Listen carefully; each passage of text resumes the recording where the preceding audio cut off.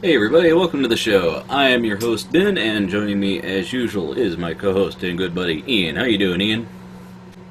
Hi. He's excited to be here. He Well, better be. You better bring the funny. Anyway, well, how you doing it's this week, sort of Ian? is. I'm doing okay, I guess.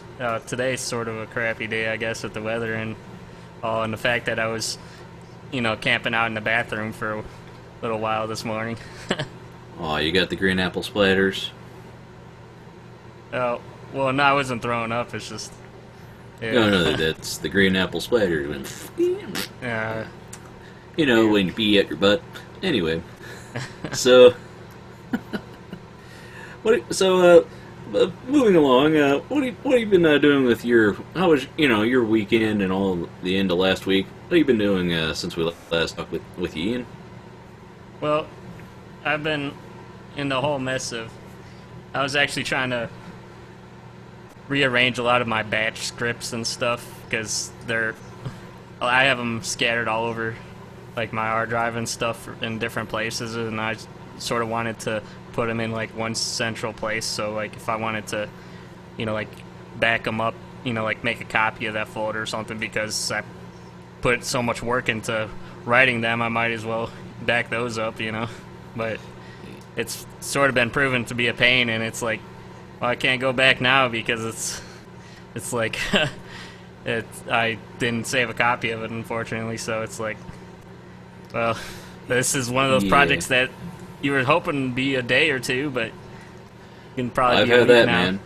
You're like, it's funny, like when projects you're like, oh, this would be whatever, and you underestimate just the physical scope of it. Like I've had like folders that I've had to organize, and I think, oh, I'll go through this, and literally an entire day of me just going through and moving files and waiting for files to copy over. It's like physically I've spent an entire week doing what I scheduled a day to do because it took that long to get through it. Yeah. Like whenever you move stuff over from an old hard drive, that kind of stuff. It's like Yeah. it'll only go as fast as it'll go. Oh yeah. So definitely. you better not wait till the night before, because it ain't happening. Well, it's just Oh, like I man. remember from AIP having to copy over. It was like it would take like 3 hours just for like 10 gigs back then. Yeah, well, that's the nice thing about having internal drives. I'm actually going to be upgrading my internal drives not too long from now. I've decided, right now I've got the hard drive that came with it. I've got, I think, a 1 terabyte. I think I've got a 2 terabyte now, and I'm looking. When I decide to upgrade, when I get my credit card paid off, so I don't have too huge, a big bill I didn't expect on there. But I'm going to pick up one of those, Western Digital has a 6 terabyte hard drive I was going to pick up. Oh yeah, I It's like, saw those. They're starting to do those now. it's like, well, I might as well buy the the biggest Yeah. one they make now, and then, in 2 years when they have double that for half the price. Well, it's like, it seems every time I buy a hard drive, it's like, it's really the same price, but there's a new one that's twice as big as the old one used to be. So, and eventually I'll replace the drives I've got. So I figure I'll pick one of those up. I need to desperately increase my RAM, too, because I've got, I believe, 10 gigabytes of RAM, and for some reason, everything eats it. Like, I've got one of those memory cleaners that alerts me whenever I've got, less than a minimum amount, and it cleans it and frees it up. But for some reason, especially when I close my browser, suddenly 3 gigabytes of RAM is cleared up. Huh? What happened there? But it's like, so I've got the 2 1 gigabyte sticks that came with it, and I've upgraded two twos and then another 2, I think. I don't know. It told me I had one. I had 2, because you have to upgrade in pairs. So I've got two sticks left that I can add, and then I figure I'll just get 4 now. And I was explaining to my mom, and she's like, "Well, just buy one. If you're gonna do it, don't do it and then have to replace it and deal with that later. Just buy the most expensive one you can now." I'm like, "Yeah, but to get the max it out of how much RAM this thing will take costs like, $2,000. I'm not doing that. I don't have that to sink. You should have told her too that RAM is pretty expensive this year, I guess, because of that. It's a kind of problem in China or something with some kind They of always memory there's well that's always a thing. Every time I've ever tried to upgrade my RAM, it's always been, there's cards in China like situation.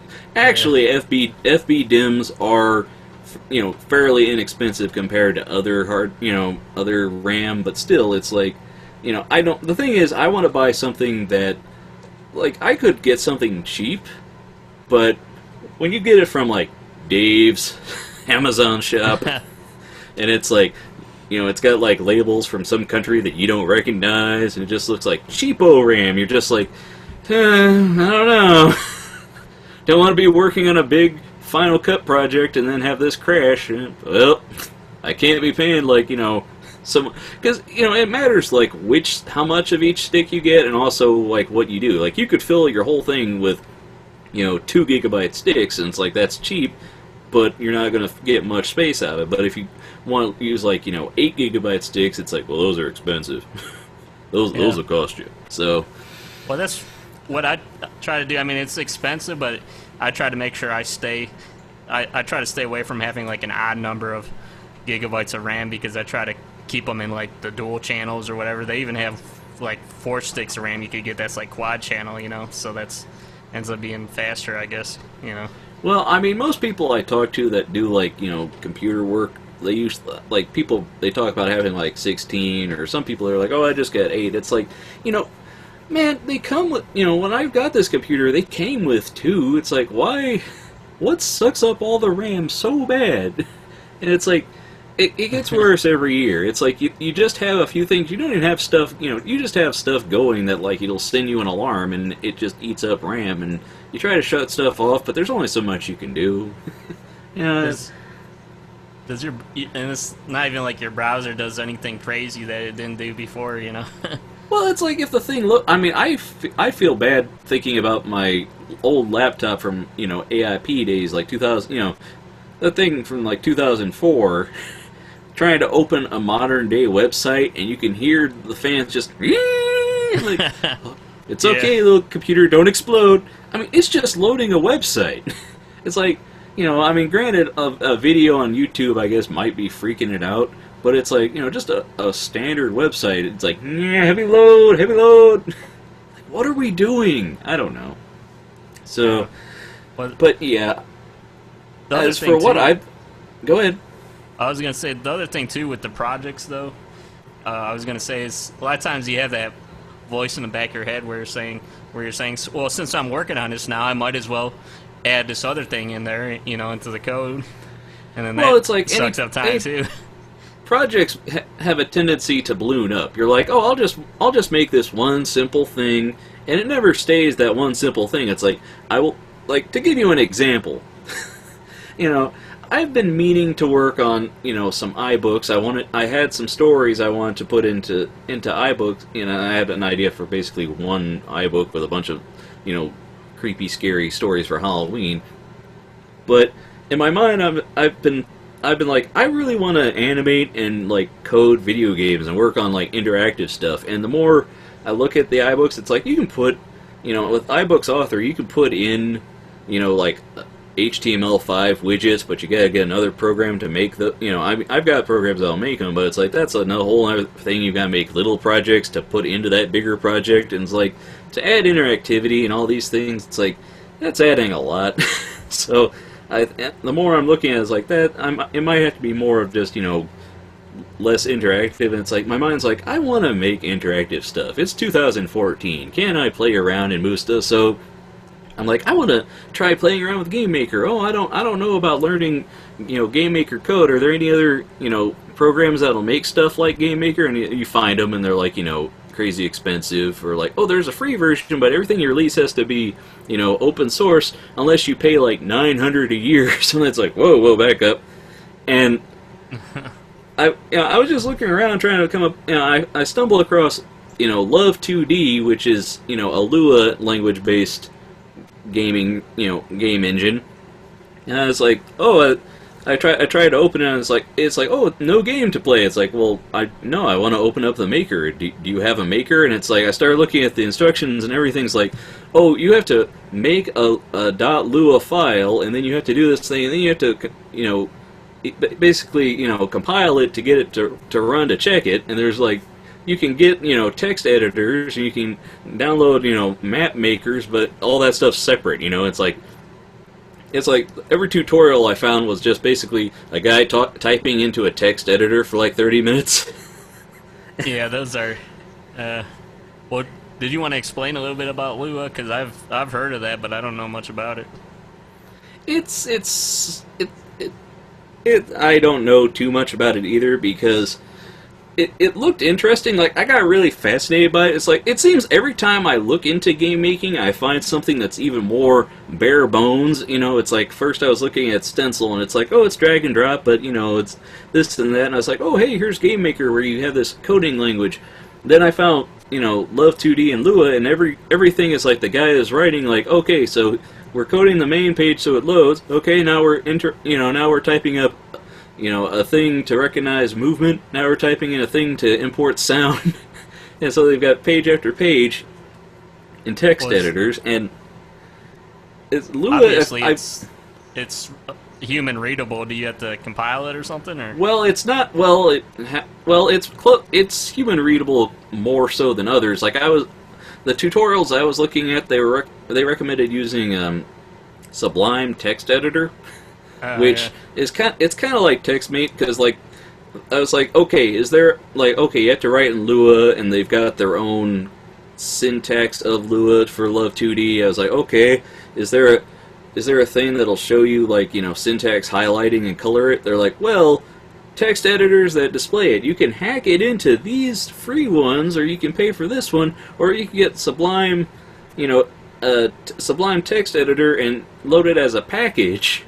And it's like, oh, yeah. To load this as a package, it's kind of like loading up what's that, like, shoot, what is it when you go to like the terminal and go to the GitHub and, and it's like command prompt or whatever. Yeah, well, it was like literally a terminal, I think, is in the thing, and I was watching those videos, and I was like, okay, has anybody used this to make a platformer? I was getting fascinated. I'm like, I like the idea of being able to make everything, like, you code it, and like, all this. And I found a guy who'd made every tutorial I found left off in like 2012. Like, the guy, like one guy, he was Norwegian, and he was talking about, like, he was scripting code. He started getting all these errors because he was adding like a camera file and a map system and a plugin to do tiles and maps and all this stuff, and I was just like, man, this is a half-hour video of watching a guy typing into a text thing. Like, he might have done a little bit, testing it out at the end of the video, and I was like, and this hasn't been finished since like 2012, and so when I went back today to look at Game Maker, I was suddenly like, this doesn't look so complicated after spending 2 nights watching tutorials of these guys, because I was fascinated and also kind of like, I kind of want to try it, but after a while it's like, man, that's like something to do to even see if you can do it. Right. And before that guy, I was watching tutorials from some 14-year-old kid, and it's like, man, I don't know. I don't know, man. It's like, I like seeing a graphical interface where I can drag and drop things, and it's like, okay, here's the stage for each level that you're on, and here's your sprites. It's not like, okay, let's create. I'm sure the next tutorial I'm going to watch is going to be, okay, so creating a language in order to script your engine in, isn't that complicated? I'm going to do something crazy. Yeah. I don't know. Well, I've heard good things about the Sublime text editor, but I've been using Notepad++ because it seems to be pretty good for me. It has a lot of nice features that are always updated. But I was trying to look on there because there's a couple of features on there that I like that would like make it absolutely perfect. But I was trying to go on there to like suggest features and stuff, but you got to use some kind of like torrent feature request app or something. Wow, that's not even like just a ticket submitter thing. It's like that's pretty hard, close to the metal there. I don't know. Sublime Text Editor, it's like you have to pay for 2, but 3 is in beta, and as long as you try the beta, it doesn't end or anything. But like it's been in beta for like since January, so it's like, well, I don't know. It seems like a lot of times, like, companies will keep their thing in beta because it almost. Do you think like keeping things in beta almost like sort of keeps it popular because it makes people sort of think, oh yeah, this is on the cutting edge. This is so new, you know? Well, it's more like Google does that because they don't have to push out an official release. It's just like, no, it's been in beta. It's been in beta for like 5 years, but you know, it's close. It's almost done with Google if as long as it's a popular one. But something like when I said that, you know, Sublime 3 was in beta, it's like that was when the last build came out, was in like January, and you know, like I was looking at, you know, today I use Twitter all the time, and I've been using the menu bar app because I just like to click the little thing and see it and then close it. But you know, that's when they bought out Tweety and rebranded it as the Twitter app, and then later they bought out TweetDeck and rebranded that. And I noticed they haven't updated the menu bar one since 2013. And they aren't adding some of the new features that they put in the other one. Like, I guess this is being abandoned, isn't it? This program's just going to roll over and die, isn't it? Oh man, why is it always the one you use is, I don't know. So I just see like a lot of things that like stay in betas for years, but it's not like they work on a whole lot of bug fixes. They just like keep putting new features into it and just keep into a beta. Google kind of popularized that, and then when you get like Minecraft, which is a game that it's technically out and people pay for it, but it's still always, they roll out new stuff and there's going to be more new stuff, and it's always kind of a continually evolving thing. So I don't know. So is technically all software a beta then? Well, I mean, I tweeted today about, you know, subscriptions to software.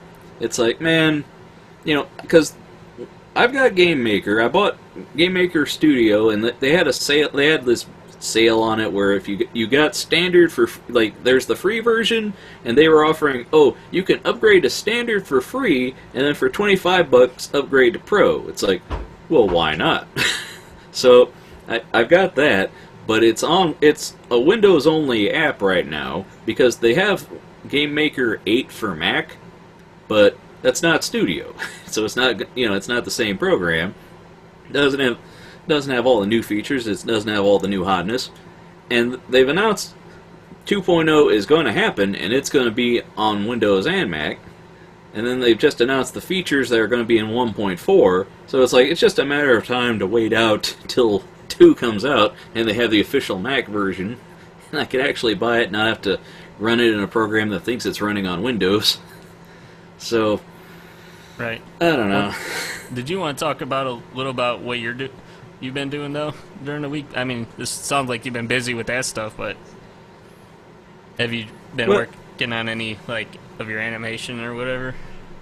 Well, I've been mostly tinkering around with trying to figure out and designing it. Like, I found a nice tutorial on how to make a match 3 game. And the tutorial says, you know, you can use this to build out a game, even sell it commercially, you know, but you'll want to change graphics and make all the bells and whistles and code in new stuff to make it your own. So I've been doing that because I've had an idea for a game, and I really wanted to actually figure something out and build it, you know, and actually make it work the way I see it. So I spent the last like 2 days watching tutorials and day out. I did some work like setting up a Photoshop. I decided to make a mock-up of what the screen is so I can figure out what all I'm going to animate and make and stuff. But when I made the mock-up, it's like, okay, I got the framing because it has a widescreen and a 4:3 screen setting, so it's got compensating for that. Okay, I got that figured out.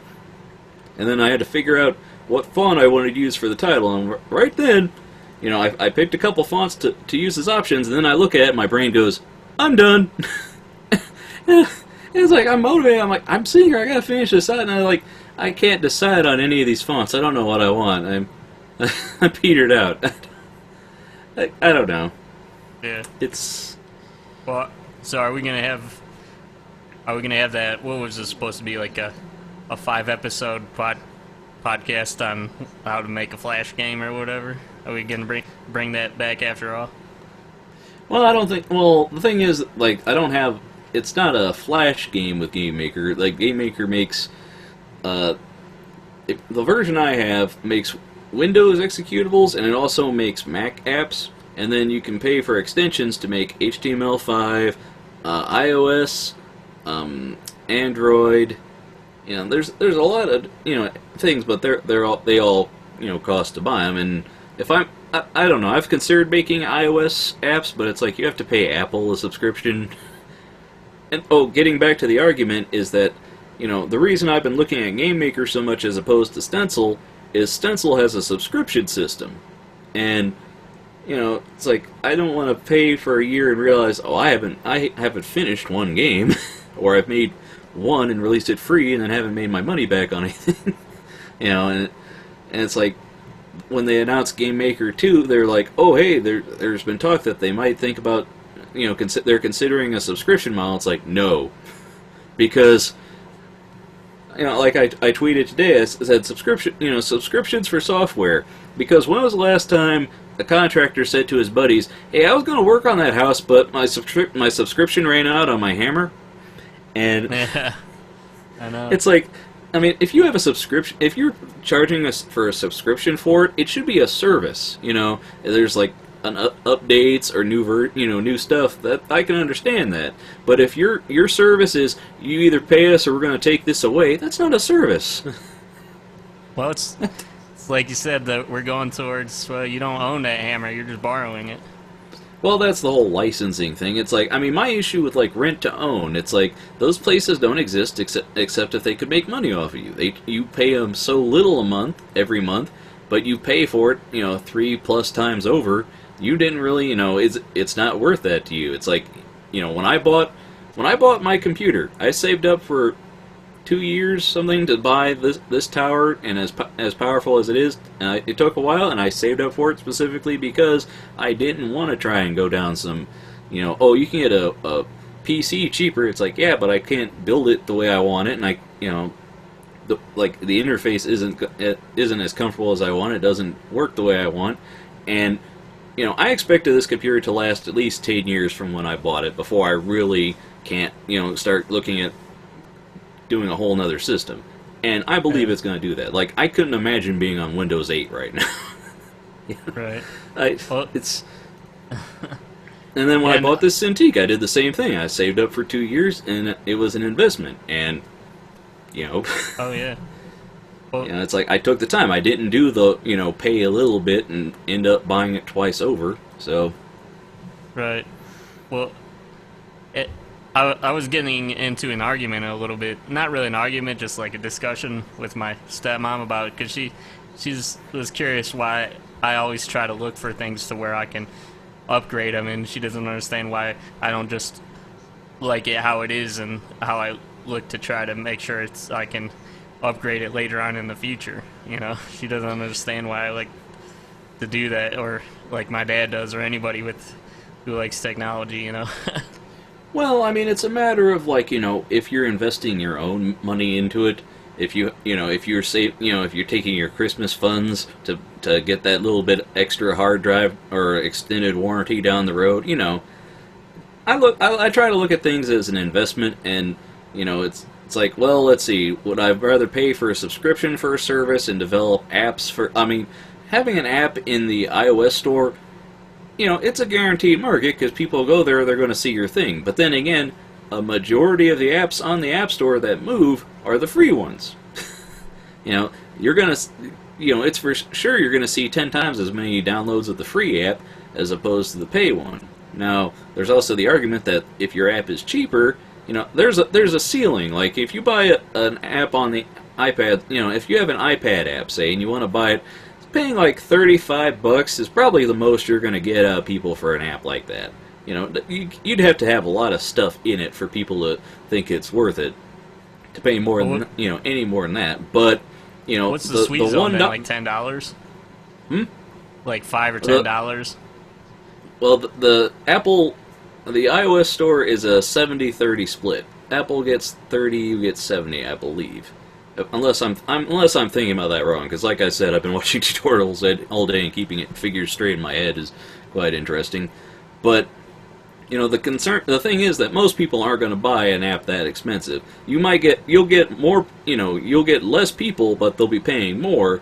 But again, that's the ceiling you're setting for yourself there. Most apps on the App Store are between like $5 and $9. There's a lot for 99 and $1.99, but people will pay a little bit more because they think that they're paying for quality. I mean, we talked about this before, that whole economy of free thing where, you can have a free thing and a thing that's a little bit more expensive, and people, and it's like, well, if they perceive that as a value change, and that the thing that's being given away for free is, it's not that much different, I'll buy the thing. But if it's like, oh, hey, this thing that we're charging for is now $5 and there's a free thing, well, give me the free thing, I want free. So, it's an interesting concept, but I mean, that leads up into some of the discussion we'll be having today, because we're revisiting the topic of last week's show a little bit, because there's been some more news in it. And part of that, I mean, I'm just paraphrasing what it's going to be, because we've still got the headlines and whatnot. But it's like the discussion of independent animators on YouTube, and what their financial situation is, and what their options are, and ways to for artists to make money online. We're going to be talking about Patreon and stuff like Newgrounds, maybe stuff like that. Yeah. So you'll end up taking this episode away here after the news, and that's why I'll probably go and watch a movie. No, I don't. No, I'm not. It's not one of those episodes where I'm going to stand up here with my book report and talk. This is where I'm going to share a few links, and I want to have a discussion with you, Ian, because I think you and I both are artists trying to make it. So. Oh yeah, I'm just messing with you, man. You want to fight about it? Anyway, so... Well, the thing is, I mean, I don't know too much about it. You'll probably explain it to the audience and me, and then I'll try to have some opinions about it, You just need to clear things up with me about it, Well, I'll pull up I've got some links, and I'll be talking about it, because me, and I never want to talk about anything. You gotta pry stuff out of me, But once I come out of my shell, no. So, but yeah, should we do this week's headlines? Yeah, sure. Headlines.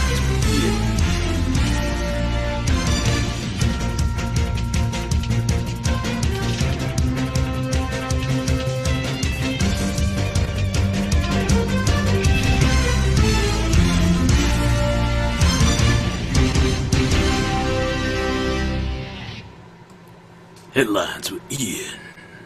Yes, it is. It's time for some news. News you can use with Ian. News to abuse. Like Fox.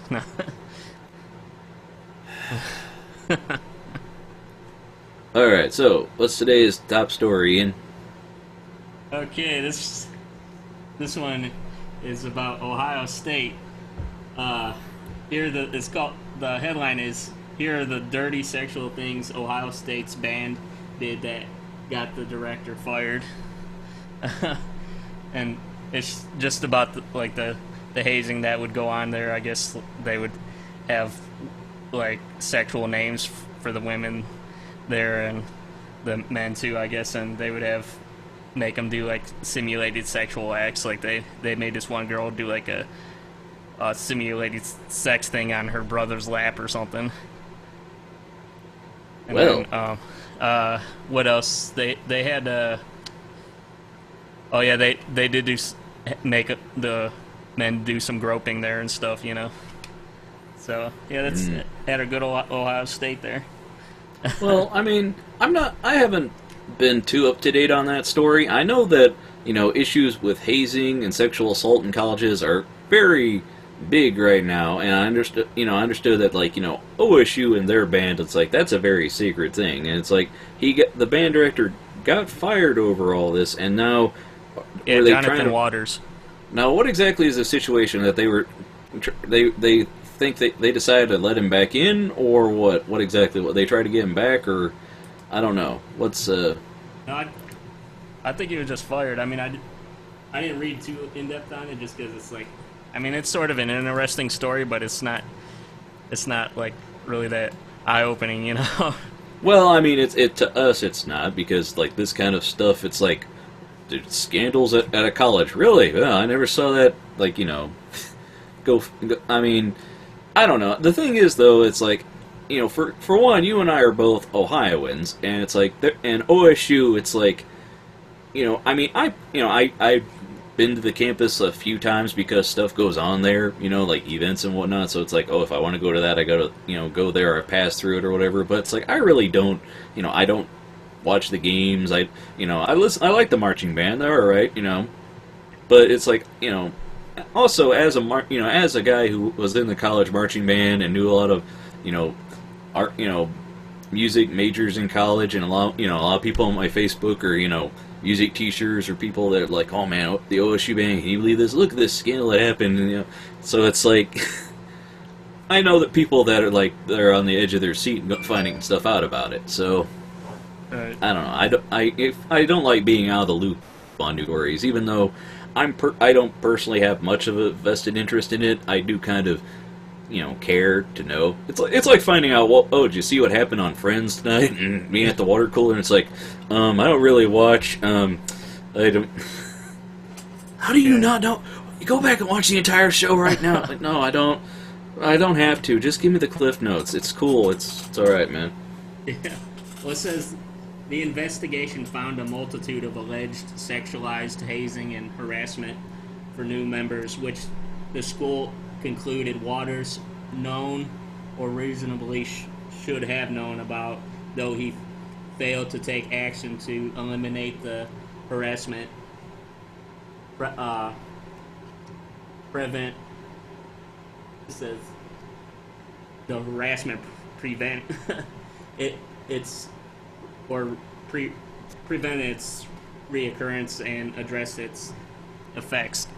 So, a little grammar issue there with the story, but I guess he was just straight up fired. So I mean, well, I mean, it's a matter of how big of a fool guy is he for it. Like, like the whole hazing thing is like, well, he should have known, or how much of it was he there for that he just turned an eye from? It's like, I don't know, and yeah. I'd like to know actual stories, but right now it's kind of still in the gossip phase. So, do you want me to read off some of the names here that they would call them? Sure, I suppose, but let's try and not make it too graphic. Squirt, Thumper. Okay. Jaloobs. Captain like Dildo. Tony Shalhoub? Yeah. Irv E. Row Vibrator. Okay, now that's just too involved. Tits McGee. Okay, that I've heard that one before. Taint Brush. Sugar Bush. Mushroom Stamp. Flashlight.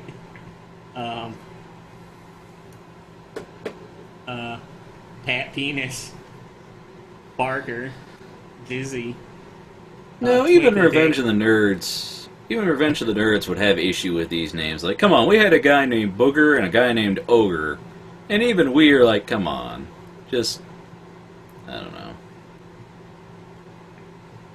Boss Sacagawea.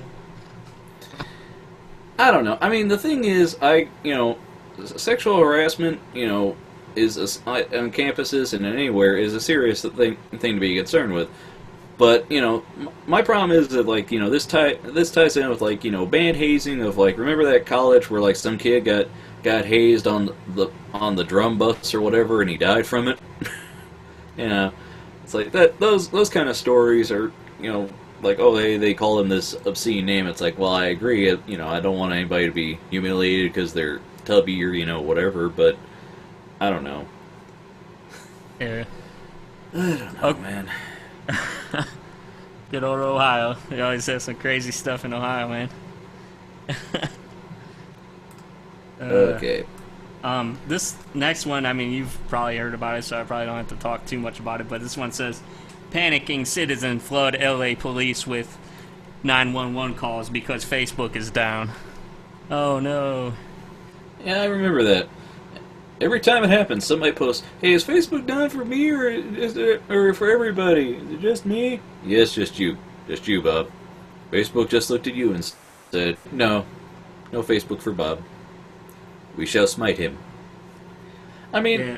the last time it happened, it wasn't such a major issue, but I saw it all over Twitter the day it happened, and it's like, eh.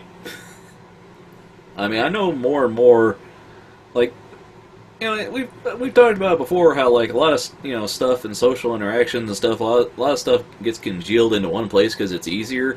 But then, like, if that data center gets hit by like a storm or like hacked and their power goes out, and all of a sudden, like, what was that? How many years ago was that? There, like, some data center in L.A. or something, like, or San Francisco or Silicon Valley or something, like, went out.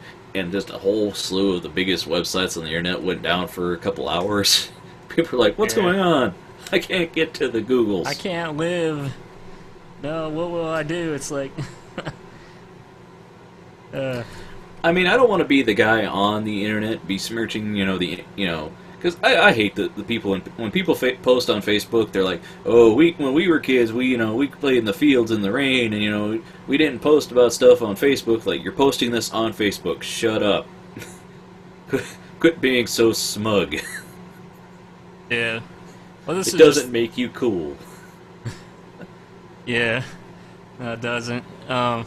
It just reminds me of, like, when we were talking about before about the whole transhumanism and stuff, and how, like, a lot of things, like, even glasses are a form of transhumanism because it's like a part of something external that you depend on for you to function. And it's like, and this is, I guess the internet and the computer is starting to become like that, where it's like people can't even function without the internet. Well, I mean, we had that discussion about, like, is broadband a right, and like, is internet connectivity a right, and it's like, I don't know. I guess in our minds, we want to think that, like, the day when we have to, when it's like, oh, we have to have the, this huge thing, we think it'd be like, it jacks into your brain and it has to be something fascinating, but it's like, really, when you got Twitter and Facebook and Tumblr or places that you go to regularly, and, like, say you're at a gas station waiting for somebody, and your phone can't connect to anything, and you're like, what do I do? How do I talk to these people here? I don't know. Make human contact? It's so foreign. I don't know about all that. Yeah. Well, I don't know, man. And also on the article it said Sergeant Brink had to tweet that Facebook isn't a law enforcement issue. Please don't call in about it being down. We don't know when Facebook will be back up. Also, if you call 911 about a non-serious issue, that could be legal trouble. I mean, I remember John McCain's brother called complaining about traffic to 911. They're like, "Sir, this is the emergency line." He's like, "Screw you," and hung up, and they tracked him down. It's like, what do you want them to do? I mean, well, I don't know. That reminds me of that. There was a similar article that I'll mention, but I didn't want to have it as a separate article, but there was another article about Oklahoma woman calls cops to complain about purity of her meth. Cops get right on it. Yeah. Well, I saw an episode of Cops. Some woman, like, some people stole her cocaine, and she's like, "Hey, they stole my coke." He's like, "Lady, you realize cocaine is a illegal substance, and we should I got gypped on this. Well, yeah, I know I could go to jail for it, but I want him to go to jail for giving me for stiffing me on my coke. It's like, woman, I don't know. I mean, there's never going to be an end to dumbest criminals. So, you know, it's just, I don't know. Meth is like one of those drugs that I feel kind of sad that it's in our system. You know, the system. Kind of like, remember when bath salts became a thing? Like, because that name, you don't think that you think they're just talking about like something you get at Bed Bath and Beyond. What? No, they're just calling it that. That's the new code name for it. You know, it's like. It's like, it's like, oh, we got people cutting their faces off and feeding them to the dogs, or, just eating other people's faces. Like, what? Yeah, that's what it does to you. Like, okay. Alright. I guess I won't soak my feet tonight in bath salts. Because that's terrifying. Yeah. Okay, this next article, I thought it was pretty interesting. This one is about Scully opens pre-orders for high-tech safety-focused helmet, and it's about a motorcycle helmet that has a visor on it that it has like a screen that you could see on it that has like that augmented reality, and it's just like Google Glass but in a helmet. And so basically the Tron helmet, yeah, those kind of thing, or like Tony Stark's helmet. Oh yeah, yeah. So I mean, I guess it says that you'll be able to do like audio and video GPS on there, and you'll be able to, I believe you'll be able to have like the speedometers and stuff on it probably. See, the issue I see with that is, I think it's a great idea to have safety stuff on there, but I'm sure that, somebody's going to want to introduce, like, video calling on it, and then it's going to become an issue of, like, no, we can't let this get in here because, as soon as people start calling on the road, not looking at what's in front of them and the people wiping out, and then it's going to become an issue like, well, we should still be able to do it if we want. It's like, no, it's a safety hazard. I see this causing issues down the road. As long as there are human beings driving the vehicles, I always see an issue with it down the road. Well, the idea, they said it was supposed to be a safety-focused helmet because it keeps your eyes on the road, I guess. It also has a camera that on the back of the helmet so you could get like a 180-degree view then if you wanted, I don't know. I mean, right now, the concept of this, I'm sure this is going to be an expensive thing, and the first few people that have it are going to be very, safety-oriented on the road. But once this gets down to, like, the guy can buy this at Best Buy and drive with it, he's going to be, Skyping with people and watching his, whatever. I don't know. Right. Well, it's set to be released in mid-2015, and it is going to be for like $1,400, so 2015 is going to be an interesting year, because, that's supposed to be around the time that the Oculus Rift is supposed to be commercially out or something, isn't it? I think so. I don't know. It'll be a good year for technology. The future's looking interesting, as think about it. For the next, 5 years, there's going to be a new Star Wars movie every year, every year, every 2 years, something like that. There's going to be Marvel movies, several times a year, whatever it is. I don't know. Just Guardians of the Galaxy and more Captain America and more Avengers. It's like Star Wars movies. I don't know. I think this next few coming years, regardless of how good they are, I think it's going to be the kind of time period where fans of those kind of things are going to be looking back on it and go, man, remember when they did a whole bunch of that stuff? Because, we've talked about, the 90s renaissance of TV tunes, because, there, you had Tiny Toons, you had Animaniacs, you had all kinds of, fully animated or even just, hand-animated films at the time, TV shows at the time, and now it's like you get a handful of CG or puppet film. I don't know. There was just more of it. There was just a period of time, and it's like I figured this is going to be something similar, where it's like there's just a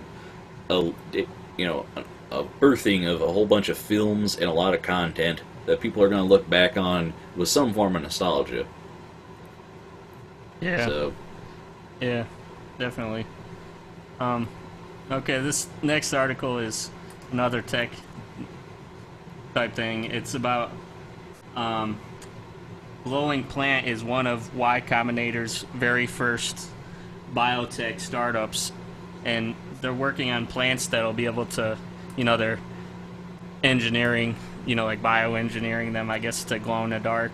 The goal was to, maybe use them for like lighting for like streets and stuff during the nighttime, and they are also trying to engineer them so they would be like using in a house to, like, or outside to repel insects, or you could use them as like an air freshener, I guess. Well, I mean, I think that's a cool thing. It's just I expect to see people getting pissy about genetically engineering is wrong because they do this, and the next thing you know, it's like that movie The Fly, and we're all the Fly. See, because whatever, it's people. I mean, and people get upset about Tangelos, Well, we could get into that. What's your thought on the? I mean, this is sort of a weirder thing. This is with messing with like technology and plants, but what are your thoughts on like that with animals and stuff, like the glowing mice and stuff, the glowing mice and the glowing pig? Well, I mean, they the ones glowing that they monkey, either or glowing cat. Well, I'm sorry. Well, I mean, the reason they do that is to highlight special genes in the DNA, so that hopefully, when they study it in humans, they can pinpoint the gene that causes this, degenerative disease, or, dementia, or something down the road. So, I think it's a good thing to study, and it's like, there's also useful things to having things glow in the dark, like, that country where they've got the reindeer running around and they spray paint the horns with this glow in the dark stuff so cars don't run into them. And then there's that. We had that. Was it on one of the news segments where you talked about that? The line in the streets that they're going to start making them glow in the dark at night so that people see them even if they have crappy headlights.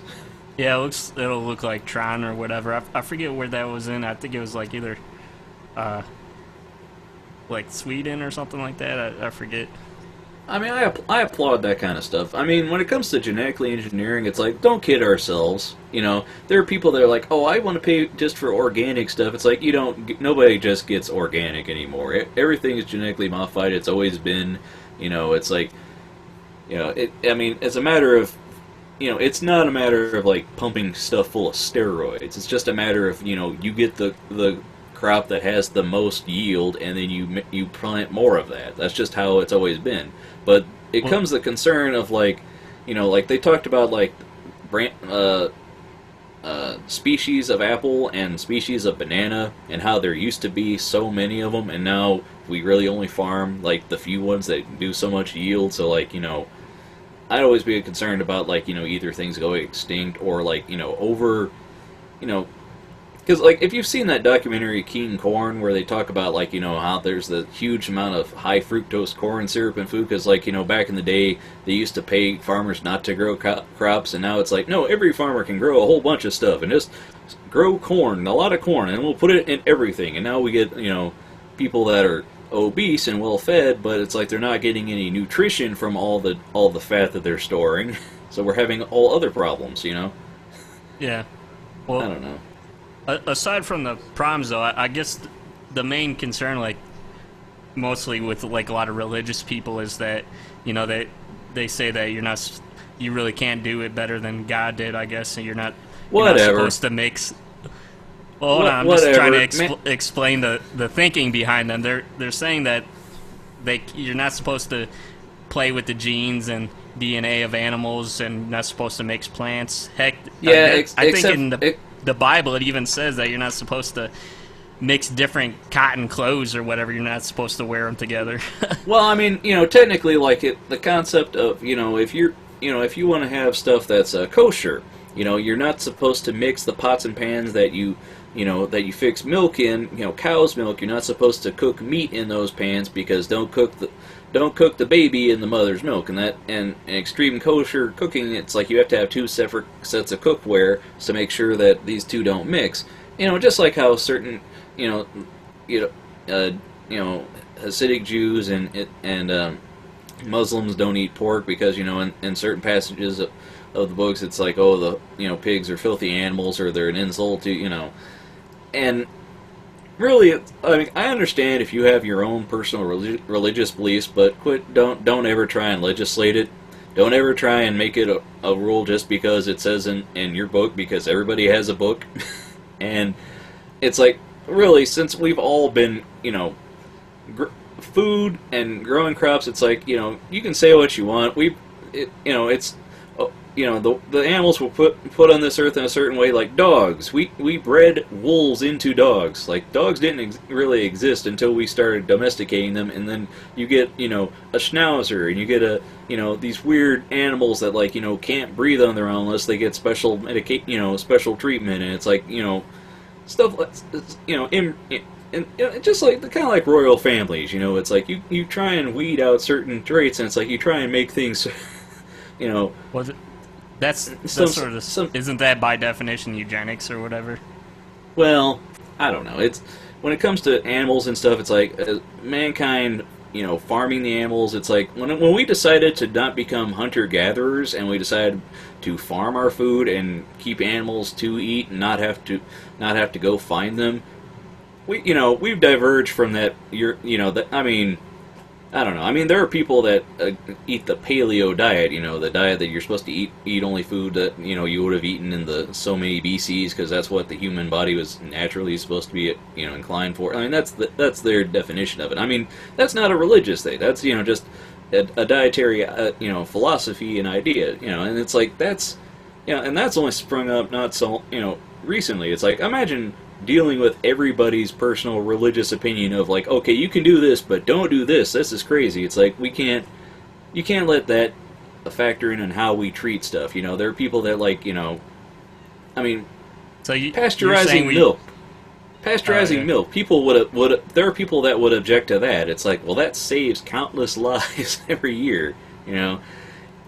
So I don't know. Well, I mean, so you don't think we have to worry about, like, you think it's okay to play God or whatever, I think the idea that, you're playing God by mixing this and that, it's like, well, when we come out with a vaccine for some drug because somebody did some testing, I'm not gonna sit and cry foul because, oh, hey, this isn't how they would have done it in Madame Curie's time. It's like, whatever advancements we can have to better the world, that are within reasonable, some things have to happen. Like, I'm a vegetarian, but like, I understand some stuff has to be tested on animals because it can't realistically be tested on humans.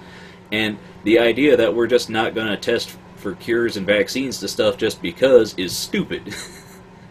It's like, right. This could save an entire country, but we're not going to do it because there's something that somebody had to get upset about. Like, I don't like the idea of, killing animals and butchering them for food. That's why I don't do it.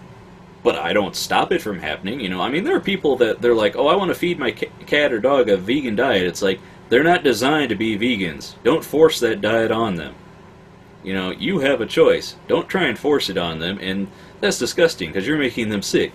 They have biological needs to eat meat that you don't have. I mean, other animals have different dietary needs than you. Get over it. Yeah. Well, I mean, from what I've heard of, like, religious fanatics and stuff, a lot of them are pretty worried about, like, the government forcing you to be genetically altered so you have, like, a third DNA strand, which is like the mark of the beast or whatever, Yeah, well, they've been paranoid about everything since ever. So, the world's always supposed to end some other year, so whatever.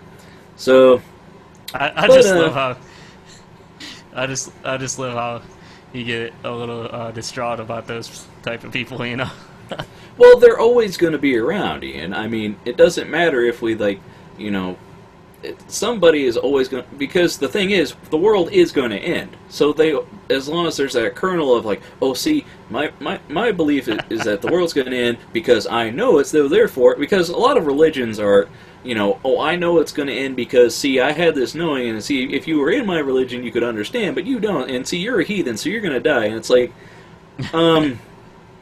look, I don't, be respectful and intelligent to other people, and if it turns down to acting like a child and saying that, well, you can't understand what I do because I'm enlightened, so therefore, it's anybody that has that kind of attitude I have issues with. So But we strayed off topic here, so moving along. Well, the only thing I would disagree, though, with, I was going to say real quick, is, I don't know, with the milk thing, I think if people wanted to sell unpasteurized milk, if people knew it was unpasteurized, I think that should be okay, because, I mean, when you pasteurize it, you burn off a lot of nutrients that you would get with it being unpasteurized, from what I've read, Well, yeah, but there's also people that argue that you need to drill a hole in your skull because the oxygen can get to your brain and it adds to all kinds of enlightenment.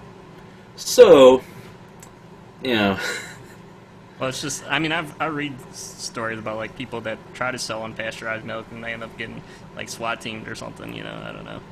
Well, I mean, it is a health risk. Ridiculous. It's just, I mean, it's the argument, like, when it comes to vaccinating your child. It's like, oh, it's my kid, I should be able to decide. No, because in our society, we've realized that this stuff can kill people, and therefore everybody needs to be vaccinated. And if your child gets it and has a strain of it that we haven't been vaccinated for, all of a sudden they're a threat to everybody else out there. The system only works when everybody gets vaccinated, because you don't...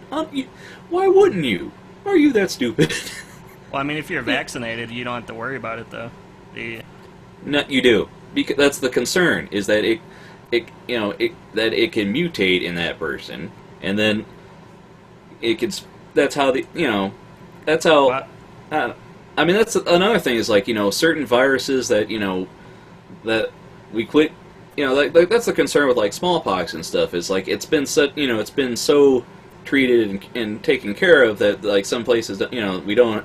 Like, it only exists in labs in some areas now. It's like, what happens if this got out? Most people aren't vaccinated for this anymore. And you get cases like the mumps, of like, there's that woman that one of the last people in an iron lung, she's traveling around because there's mumps outbreaks because people aren't vaccinating.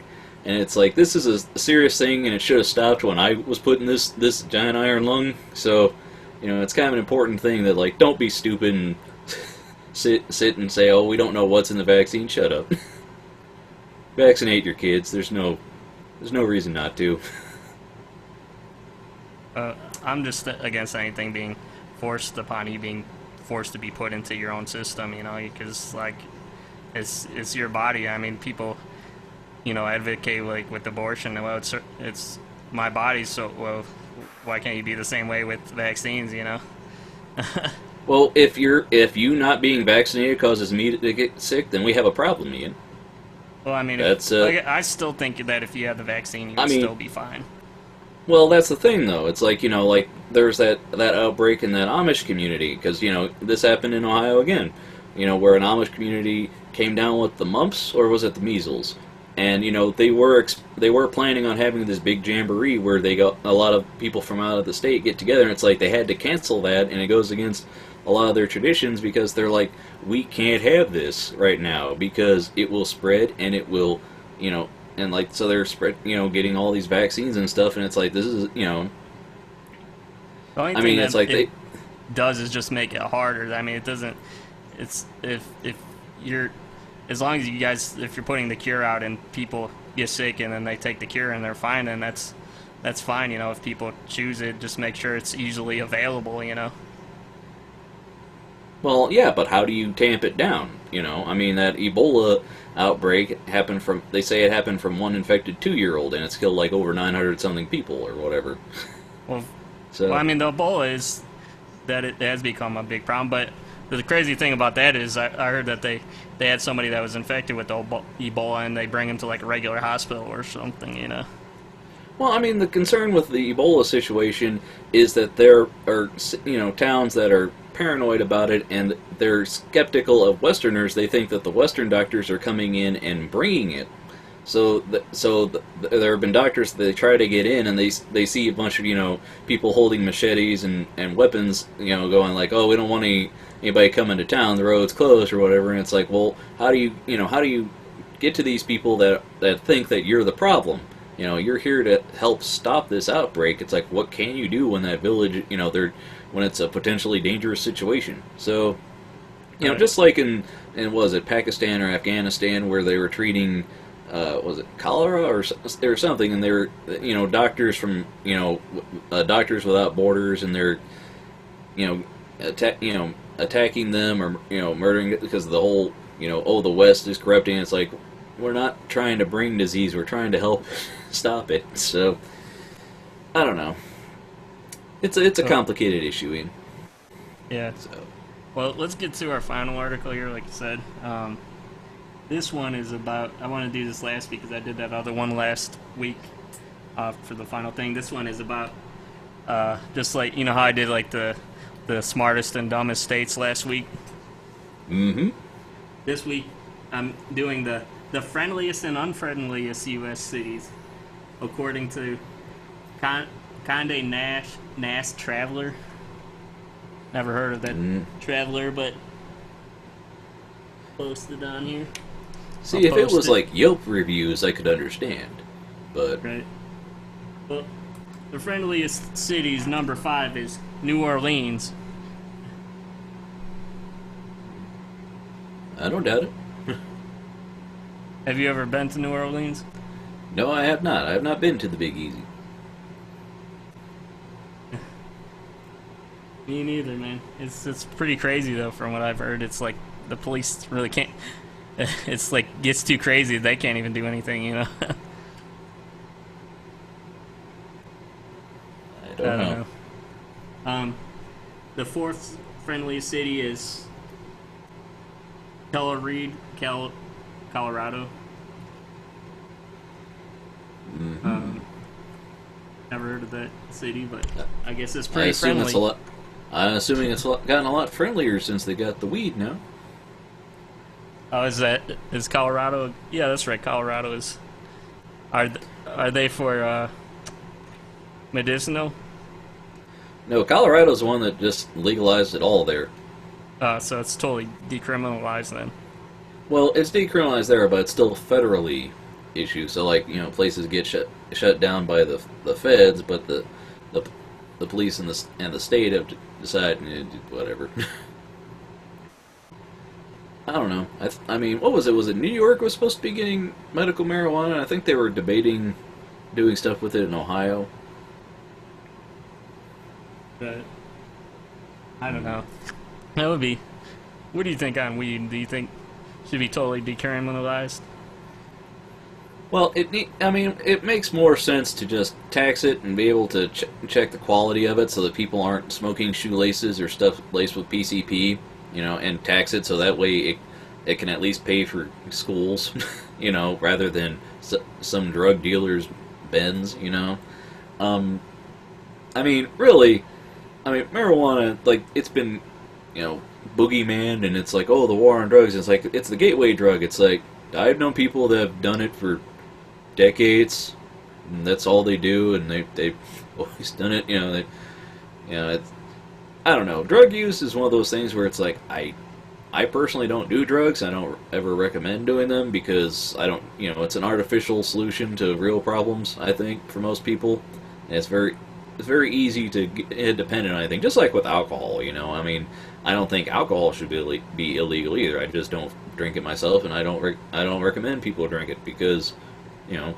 I'd rather be in control of my faculties. But if people want to be able to partake, I think we should let them. I mean, if they're being a reasonable person, if they're an addict, it's like, well, just like with anything else, Because I get into disagreements with my mom over it every now and again, because she's like, oh, they don't, you can't drive while drinking, they gotta have, how are they gonna figure out what you can take when you can drive? Like, what's the limit with that? And like, you think that when they invented cars and people were driving drunk with it, they didn't try and figure that out?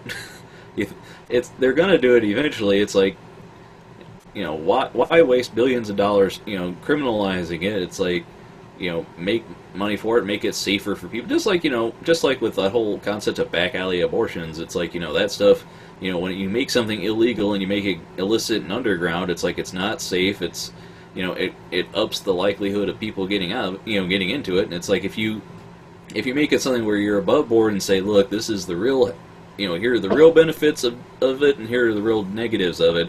Let's be realistic and not be boogeyman and, we can't, one way or the other.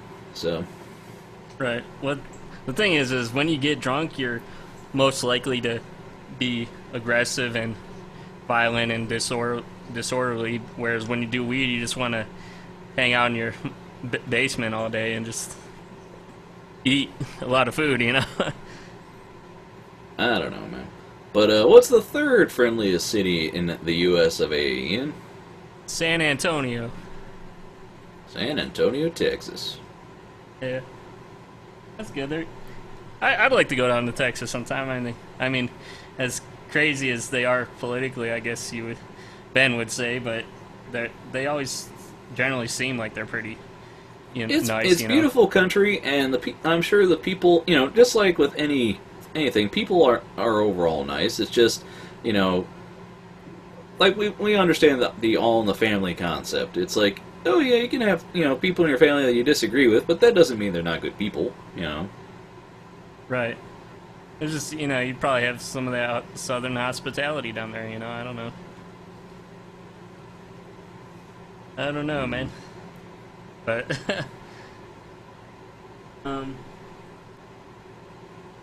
the second friendliest city is Savannah, Georgia. Okay. I've heard good things about Savannah. Also heard it's really, really humid out there.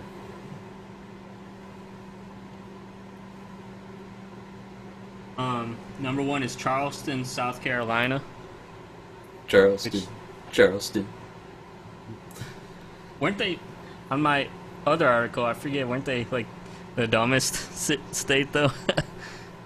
Well, I don't know. I can't remember last week's episode. But, remember, ignorance is bliss, Ian. So... Yeah. I guess. Okay, the number 5th unfriendliest city is New Haven, Connecticut. That's number 5 on the unfriendliest. Okay. Never been down to Connecticut? Nope. I'm so bad at geography. Isn't that on the ocean? I don't. Connecticut? Don't ask me about what states where. I don't know which ones are on along the coast or not. Because I always think that's like, well, we know it's more towards the Atlantic side of the ocean, but it's like, I always just picture like the ocean and like lighthouses and stuff there, I don't know. I don't know, Ian. The 4th unfriendliest city is Atlanta City, New Jersey. New Jersey. Okay. Never been down to Jersey before. Yeah, I went to a friend's wedding down there, and I only heard one person with the Jersey accent because they weren't from that part of Jersey. They were stopping by. It's kind of weird. Did he tell you it's a Jersey thing? It's a Jersey thing. No, I didn't talk to him, but I talked to everyone else. I was like, he's the first. That's the first person. It was like some dude in a hotel lobby. He was waiting on somebody. And I was like, I was at the wedding, with the people, and I was like, it's the first time this entire time I've been in New Jersey I've heard anybody with the accent. They're like, oh, yeah, that's a different part of Jersey, like like south and north and whatnot. Certain areas have different accents. So. Right. Damn, Connecticut, man. Hartford, Connecticut is the 3rd unfriendliest city. Okay. The second one is Oakland, California. Oakland. Makes sense. Yeah. I mean, don't they have, riots or stuff? I don't know. Yeah. I don't know either, man. I don't want to start no shit, man, but I think so. Well, it's not. I mean, to claim the place had riots, it's like, well, they'd be known for it. It'd be like, anyway. Okay, and the number 1 thing is, it's a Jersey thing again. It's Newark, New Jersey. Okay. Man, I'm surprised they didn't have Compton on there. They didn't have Chicago or Detroit. That's crazy, man. Well, places like Compton and Detroit and stuff like that, it's not that they're unfriendly. It's that they're dangerous in places, they're the wrong side of the tracks. I'm sure if you're just like on Main Street, whatever, it's not so bad. But if you're in like some place you don't know after dark, I mean, the nicest city in the world can still have a big ghetto. Yes. So you're saying it's just been known to be that bad just because it's like so concentrated in that area. It's like really bad. Well, I don't know, man. I don't know. I mean, it's like it's like Hollywood. It's like, oh, we know about it and it's a big thing, but it's like, as to whether or not it's actually worth anything going there, it's like, well, if you go there for the things you're looking for, you're gonna find it. But I don't know. I mean, even Cleveland's pretty much almost just like a Detroit, I mean, Well, when I was a kid, I used to remember like going to Tower City down there. It was like a beautiful mall and stuff, and it was just used to be such a beautiful city, But now it's like, well, not going down there. well, I don't know what to tell you there, Ian.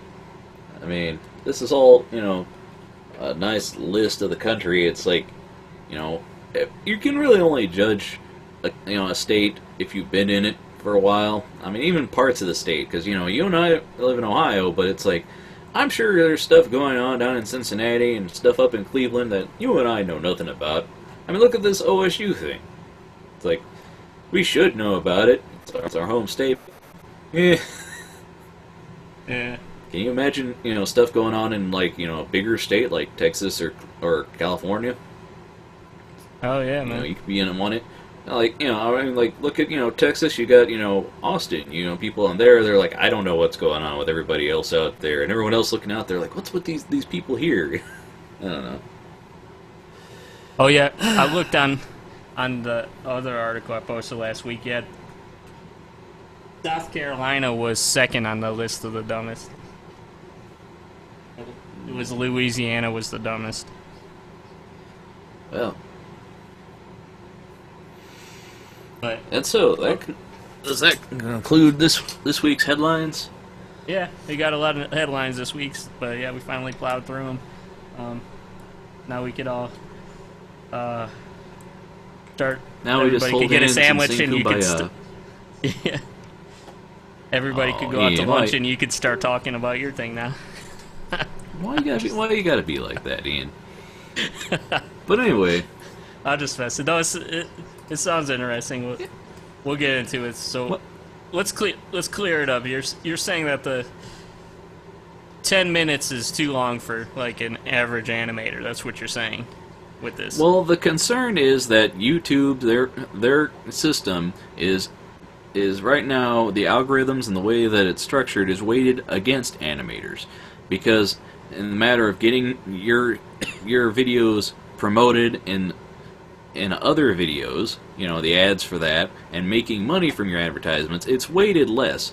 Animators can get, I'm going to share some links, and they're saying that they, one guy says, oh yeah, it's very true that, like 2 years ago, he'd have a video that would have 1 million views, and it would get 2 to 4 times more than it's getting now as an animator. And it's like, if you're getting 1 million views, that's a sign that you should be getting a certain amount of advertisers and a certain amount of money back for that.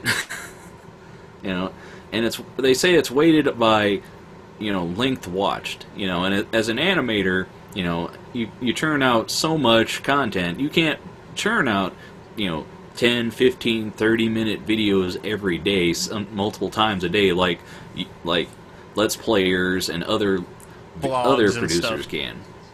Yeah, so it's weighted against them. Content is that's because it's just recorded with the camera, or it's captured. You don't really have to produce and design each frame and stuff.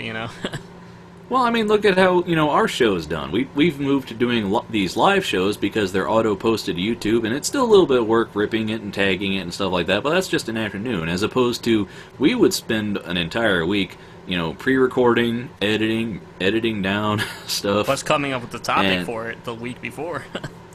Yeah, and I mean, but even now we're getting we're having longer shows, versus what we could have. Imagine if, like, you have to have a pristine 10 to 15 minutes. It's like, now it's like, well, here's some topics, let's talk about them, So, yeah. So, videos... It's a better platform, but, yeah. Well, so, like I was saying last week, Ross from Game Grumps, who goes by Rubber Ninja on his YouTube channel where he posts his animations, he posted a video about this. He's like, look at the way the system's weighted right now, and here's some reports on, he talked about that reply girl phenomenon in 2012 where, they would see what the most popular video was, and they would make a reply to it with the same tags, and people would watch the video, and, like, they wouldn't say things, so I just watched this YouTube video about this thing, it's real cool, guys, you should check it out, and then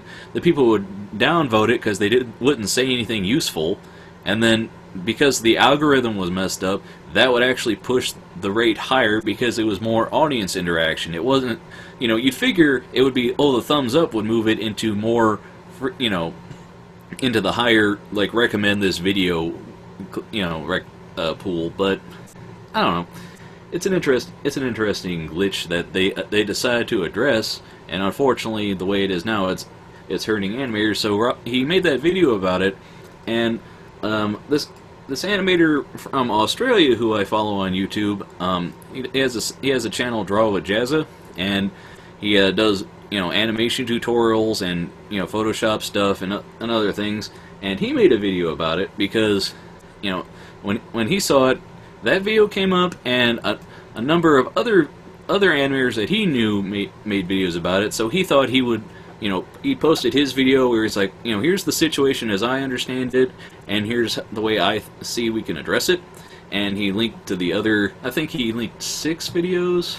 Like, there's the Rubber Ninja one, Oni from Newgrounds, Rice Pirate, and El Cid. And then I found at least one other. Yeah, I'll link, let me link you to these videos, because... Let's see, there's, the one we talked about last week, which was the Rubber Ninja one. And then the Rice Pirate one was actually, when it got linked on Cartoon Brew, which I mentioned in last week's episode, people were linking the Rice Pirate one, where he was discussing, like, he's like, it's really tough right now being an animator on YouTube and how it's weighed against it. He's like, he made a follow-up video where he's like, if you really want to make an animated channel, he's like, don't do it for the money. If you really want to do it, go ahead. You can have fun, and like most people will do it for a little while and realize there's no money in it or how hard the work is and give up on it. He's like, but if you really love it, like like he does, and he's like, go for it. It's it's a matter of I don't know, but let's see. Here's Oni's video. He's the guy who does Hellbenders, I think the name of the series was. He's moving to America. Like, a lot of these videos are, they start off by talking about what's going on in their lives. Like, some of them are, Australian animators moving to the U.S. to work on a series, or they're like, I've got a new, thing I'm, either thing I'm working on, or here's what I'm hoping to do to keep my channel more active, to try and get more content on it. So, right. And forgot to put this. Here's link one in I for the found. links, by the way. Okay, and here's one I found. Sexual Lobster. He's an animator. He has some. Rubber Ninja, Sexual Lobster. Well, that one's a weird video. Like, he is. Butt Pirate. He's animated some of it. Well, no, Rice Pirate. But he animated some stuff. He had his spinning head. For, like, he didn't feel like animating anything, drawing anything to illustrate the thing he was talking about, so he just had his head spinning on the side, so it's like, after a while, it's like, that's really creepy. And the way he was talking was kind of, I don't know. It wasn't linked in the Draw It with Jazza link, but I found it via it, so it's a part of the discussion, so. Right. But yeah, it's. Go ahead. I was gonna say, what's interesting I noticed about with you is, like, when you, just in general, when you watch stuff, is like, you tend to, like, get like a certain vibe, or like you get like you see like a certain thing out of it, like like what you felt where others usually don't. I don't know. I don't know I what think you're saying. you. No, I'm just saying you tend to notice things and like pay attention to like specific things or whatever. On Well, I try to look at things. things academically. I try to look at things academically about like what can we learn from situations? How do we study bad things so that we keep them from not happening? And how do we find the good things and boost them? How do we make things proactive so that we can, step up and say? Because I hate people that sit and go, "Oh man, the world just sucks. That's just the way it is."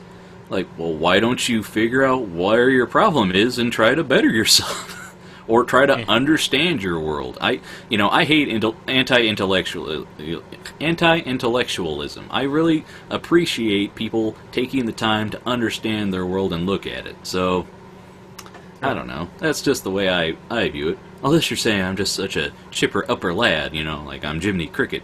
That might be what you're trying to say. Well, I mean, I don't want to say, like, you remind me a lot of that cinema snob guy, but I don't want to say, like, you're a snob, but you can be particular on things, and like I said, you tend to look at things with a magnifying glass, and you'll dissect it, I guess.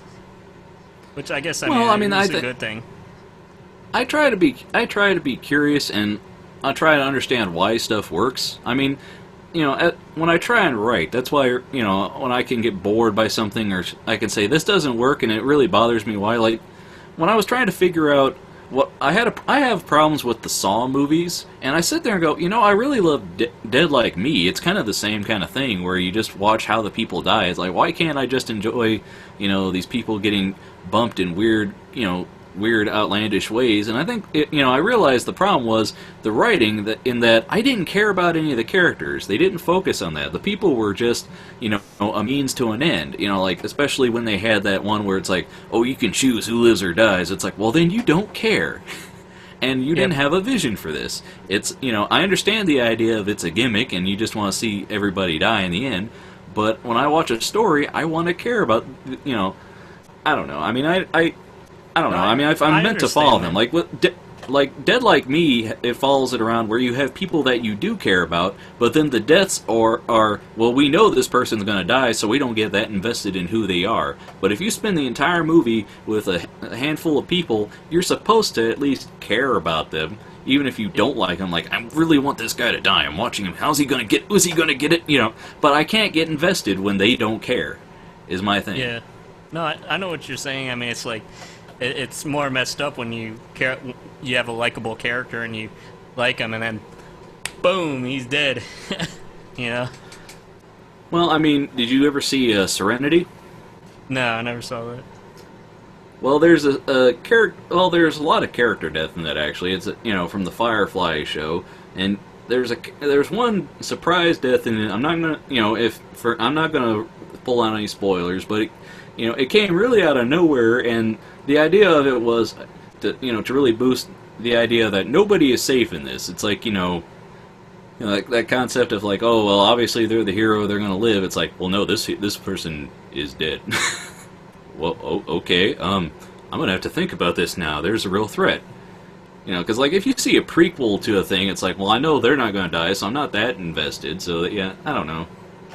I tend to not like prequels too much, I guess. I'm sort of a snob about those. I don't know. It's a matter of there's only so much you can do. You kind of you've already bookended the story, so you're kind of trying to play in it. So, I don't know.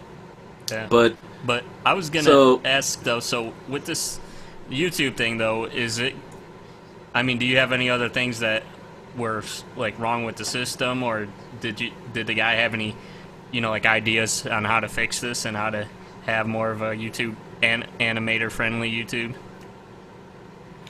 Well, I mean, it was mentioned in the Ross video that like YouTuber animators could kind of get together and try and either form networks or channels to show off their content, but that's the real answer. The real answer is to get YouTube to realize that this is an issue, because unless people sit and get their pitchforks and broomsticks and everything and raise up a stink about it, YouTube is just, like, is anybody really there at the controls for a lot of what goes on?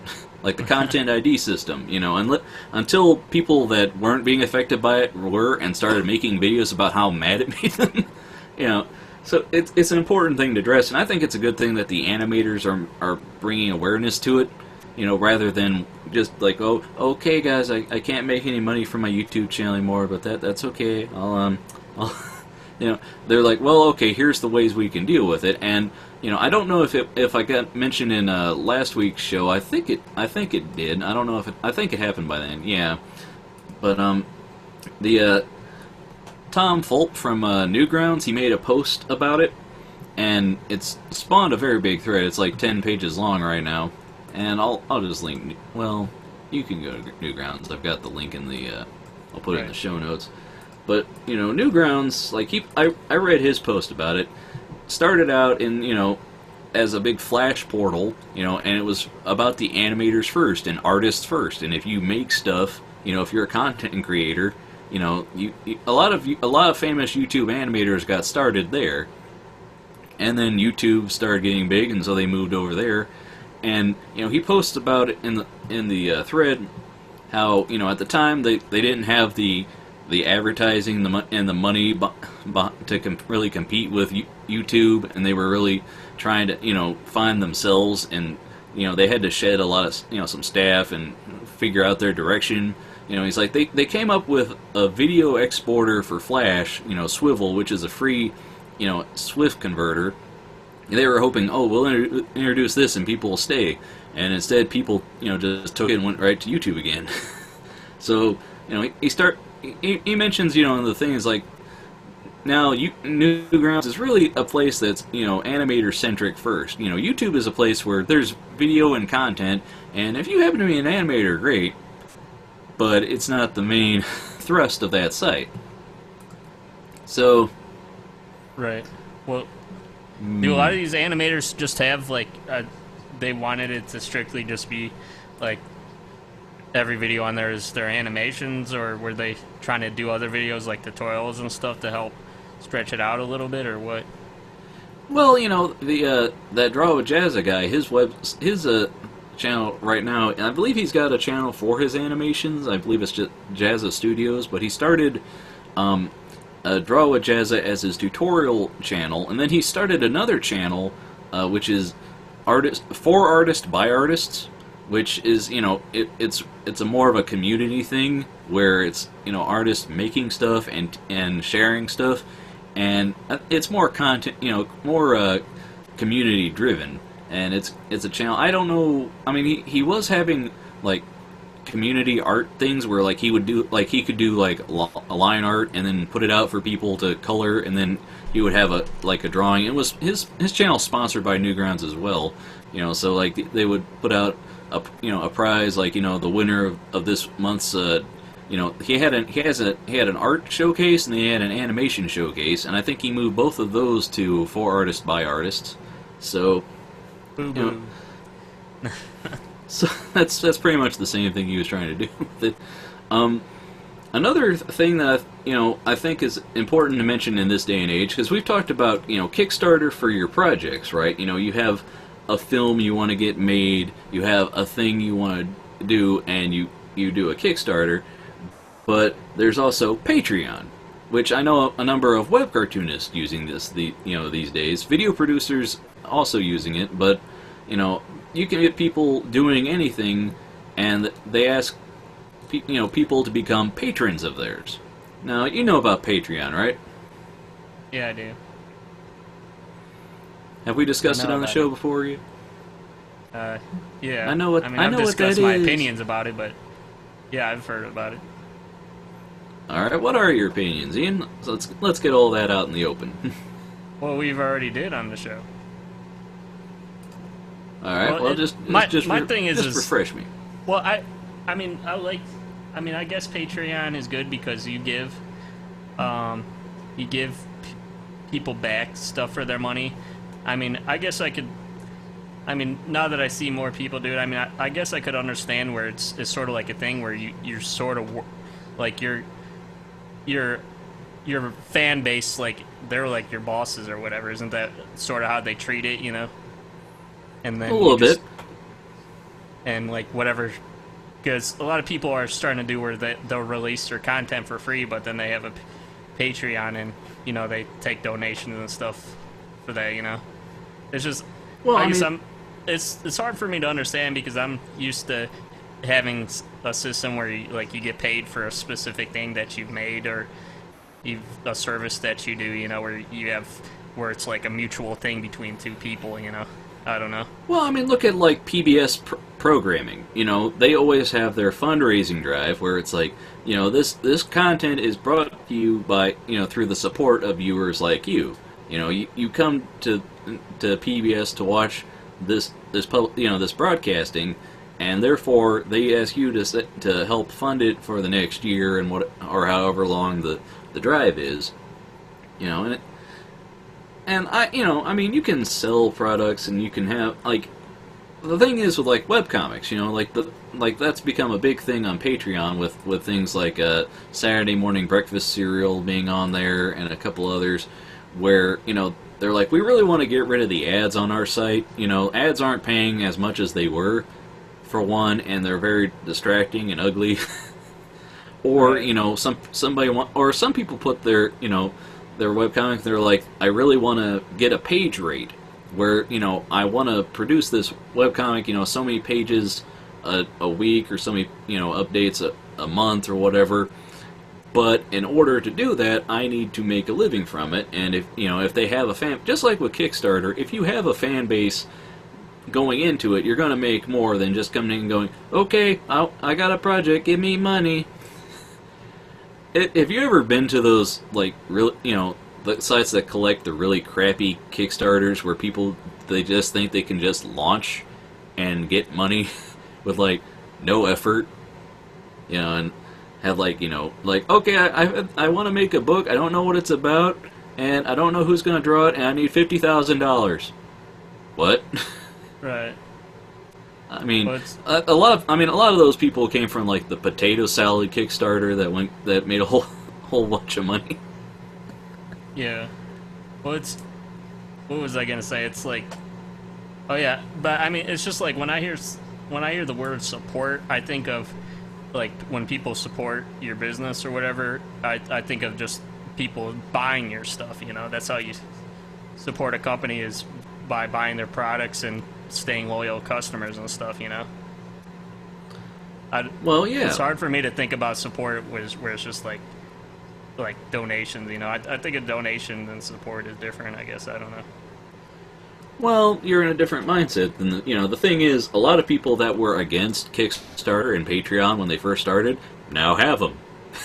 Because, you know, they had like, oh, that's those people need, you know, get a job and do it, you know, do this or do that to make money. And it's like, well, if there are people that really like what you do and really believe in your project or really believe in your whatever it is that you're making, and they don't, you know, like, you know, if you have a great idea for a TV show but there's no network that will put it on and there's an audience for it, you know, like if you have, you know, there's all kinds of web series and podcasts and stuff that, you know, obviously have fan bases, the people that really like them.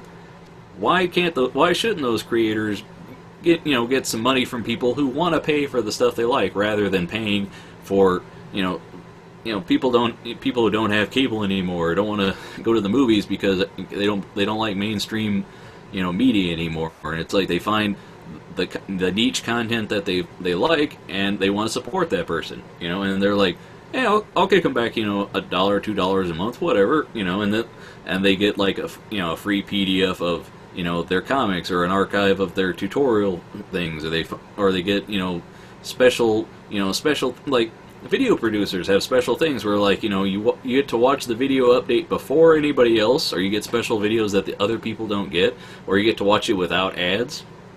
You know, it's like you're paying for a feature, and you're directly supporting the artist. You're standing up and saying, I like what this person does. And a lot of people in the Patreon circle, they're like, you know, I support other people. They're like, you know, I have they're like, I'm a member of Patreon, and then I also have a couple of Patreons, people that I'm a patron of. So like, because I've heard this in another podcast where two guys had a Patreon, and the one guy was curious about whether he should start one, and he's like, oh, I'm kind of terrified that like really everyone's just shuffling around the same $5 to each other. He's like, one day we'll find out that like if you pull out, it's like, oh no, it all came tumbling down. Well, I mean, I don't know. My concern is always if I launched one, like I don't think I don't have the following. I don't have like I mean we're doing this live show. I don't have anybody that's tuned in right now. I don't have anybody that's like that eager to listen to me talk. So I don't. My concern is I will start it and nothing. And I don't want to do that because I don't want to be that guy. Well, I don't know. I mean, the problem too is that it's like, I know I'm the type of person that where it's like, if somebody's giving me something for free already, it's like I'm not going to go out of my way to support them, I guess, unless if they're selling like one like really big thing for me, and it's like, oh, you get this and this with it, Well, here's the thing though, if like everyday videos, I guess I wouldn't pay for it. I don't know. Well, here's the thing: if you got somebody that's producing something that you really like, somebody that's if you've got a piece of software that you literally use every day, and they come to you and they're like, man, if we don't get people to help us with our funding, we're gonna have to just shut our websites down. We can't come out with the next version. Wouldn't you sit and go, well, I like this software, I use it. I have no problem with chipping in. I mean, they've given me this free thing, and it's worked out great. Or right.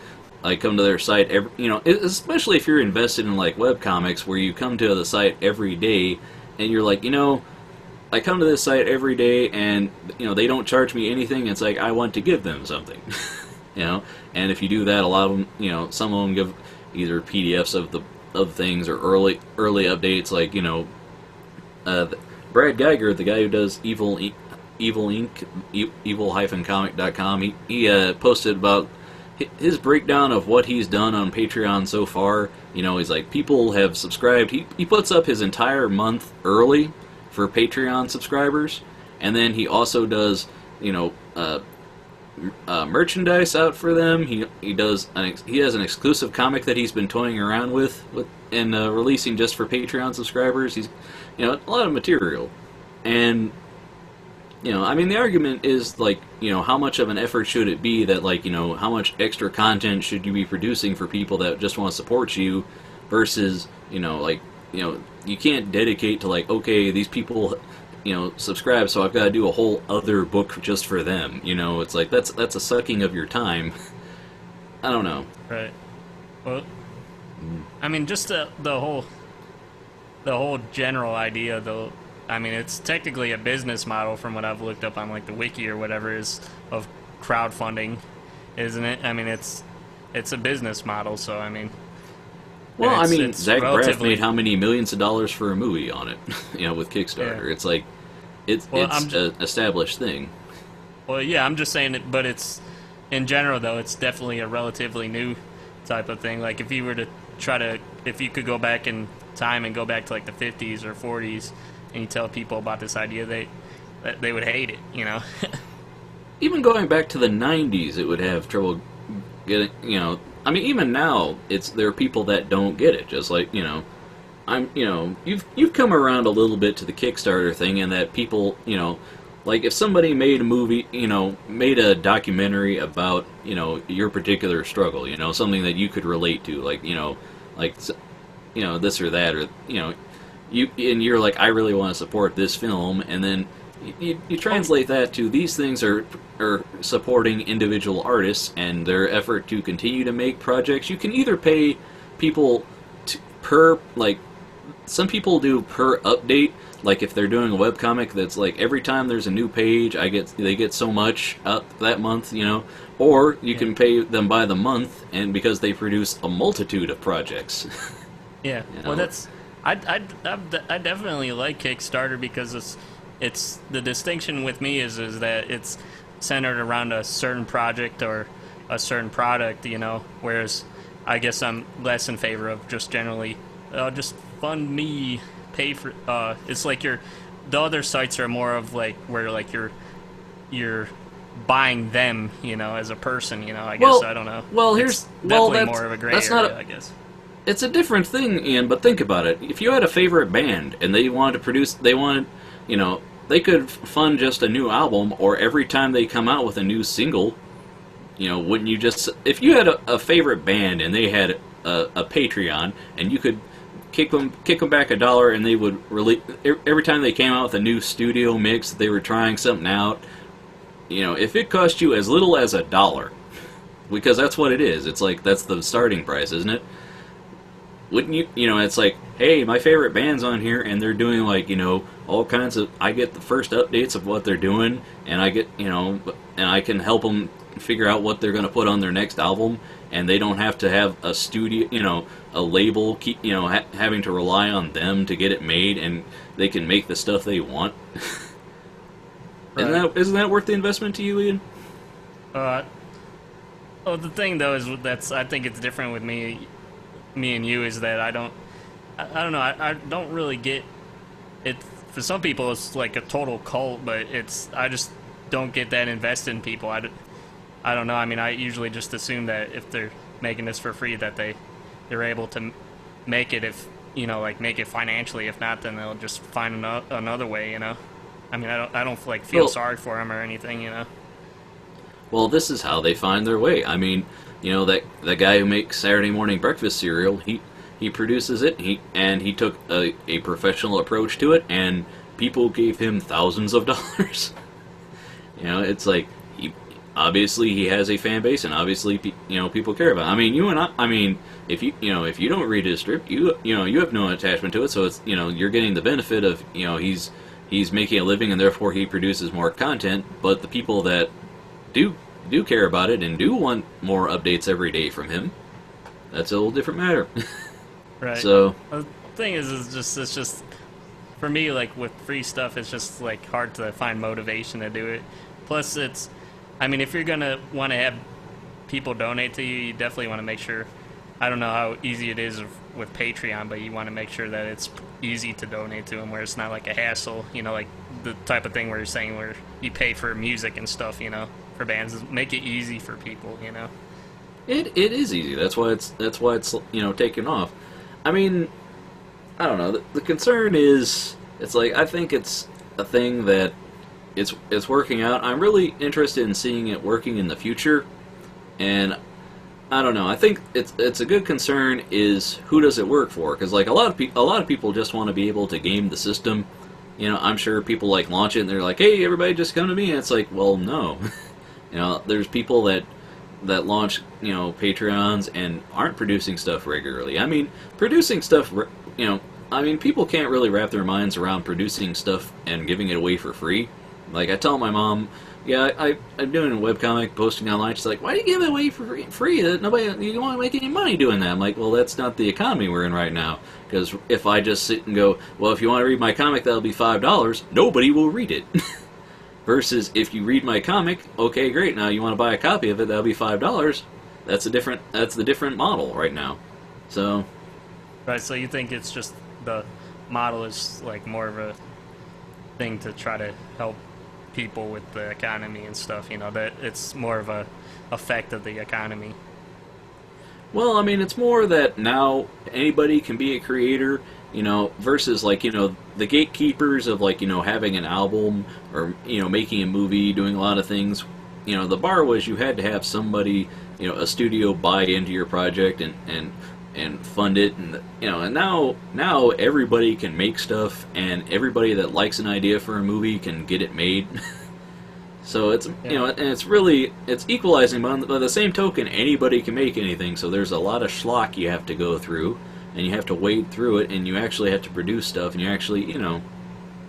Yeah. So well, with the animation stuff, I could definitely see. I would definitely lean more towards donating to that word, because that's a lot of hard work and stuff versus like, I don't know, like when I see Chris Pirillo or like that David DeFranco, they open up a Patreon, and I know they do YouTube videos and stuff, but I don't really know what else that they do that you would want to support them with, you know. It just does. Vlogs don't seem that hard to me because I know how to do editing and stuff, and it seems like what me and you do seems like it's a lot harder than just doing like a YouTube video, you know. Well, I mean, here's the thing: is like anybody can make a vlog, but can anybody make a vlog that's worth having millions of viewers? You know, I mean, people that have YouTube channels, it's like, oh, hey, YouTube videos of, oh, hey, here's the sandwich I had today. It's like, well, yeah, that's great, but if you have 50,000, there's a documentary on Hulu right now about YouTubers, and you think, oh, this is, like this is gonna be like what the guy, in his bedroom filming stuff, and they talk to a guy who's selling YouTube merchandise. He's like, we made $2 million in YouTube merchandise alone last year.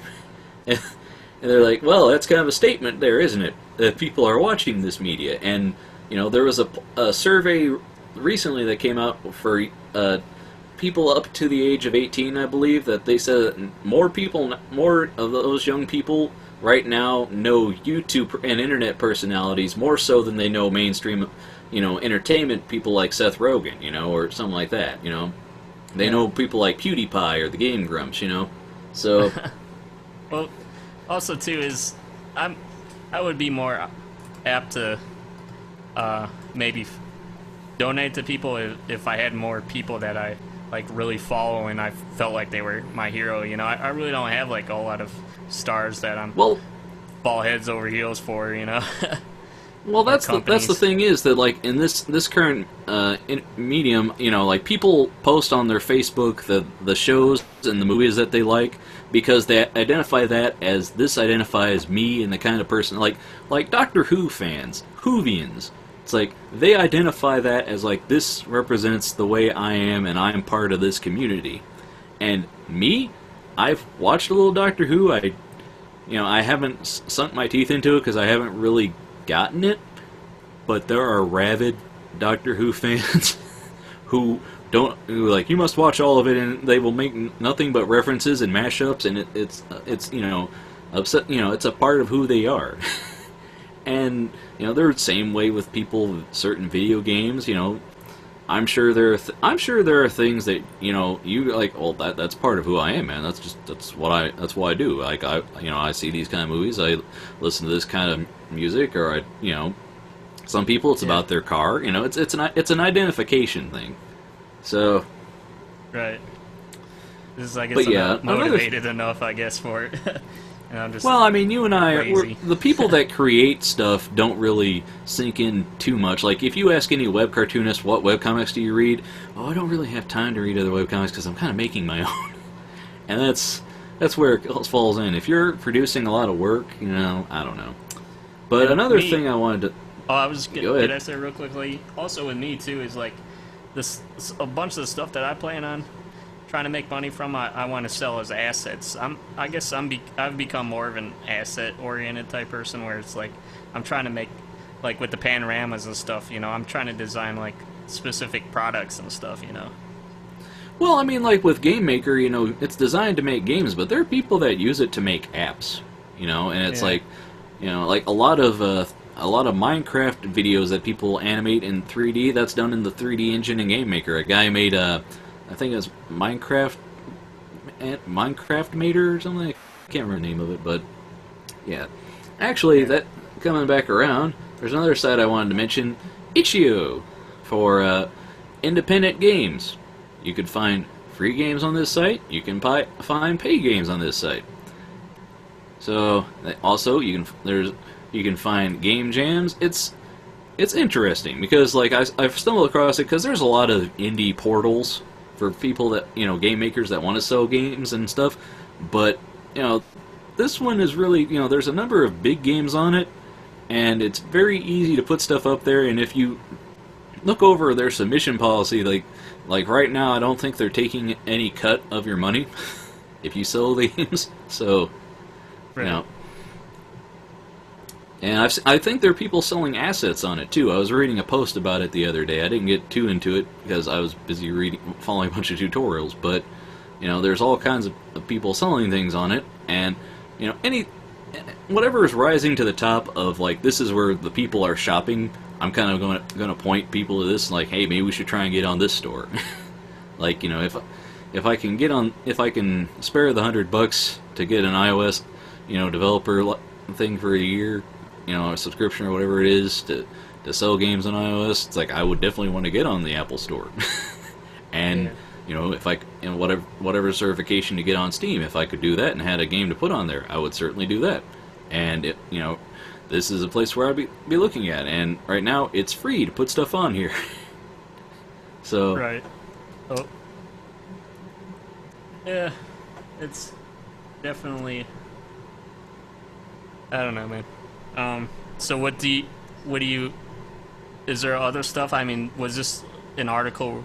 Was this just more of an article where it's like, oh well, this sucks right now. There's not much we could do about it. That's sort of what I'm sort of getting out of it. No.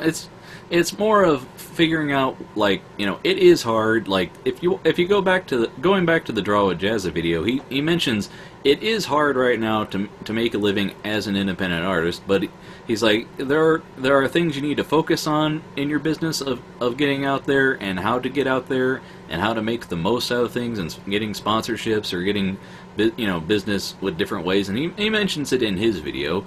And it started, he wanted to bring the discussion. He wanted, he's got people in his comments to the video, and he's been doing a lot of back and forth to them. He mentions in the video, he's like, YouTube has this nice app where I can actually be sitting on my toilet, taking a dump, and responding to people. So go ahead and share your thoughts, and I'll share mine.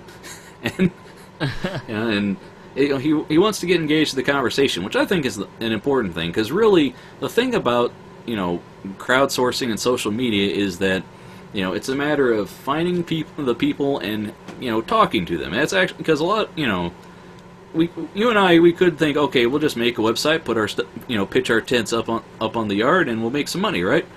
Well, if nobody's coming to your site, nobody knows who you are, and you're not posting anything, it's like maybe posting some of my stuff on YouTube is a good idea.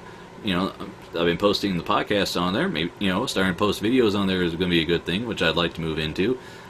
But it's like, should it be my main goal? It's like he makes the point in the video. He's like, don't put all your eggs in one basket. You want to diversify. You want to try and have all kinds of revenue streams. So like ad revenues. Like there was a time when internet ads was great. Now, don't try and make a living off it, because even if you get a lot of views, the money per view is nothing. So. Right. Well, that like I was like I one thing I forgot to say. Real quick. Go ahead. Well, real quick, let me wrap that thought up. Is I was looking at someone mentioned, well, how about selling your games through AdFly, because they sell ads and you get a revenue. And one guy I saw, he's like, I've had like over 10,000 clicks through my games, and I've made like $6 through AdFly. He's like, so I don't really recommend it.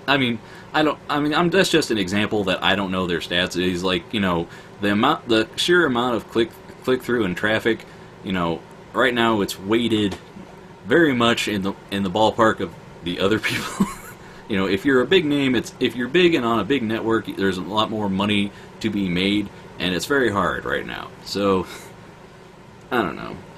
What are the answers, Ian? It's a big discussion to have right now, I think. I don't know, man. I was Kitty's gonna say, got thoughts, don't you, kitty cat?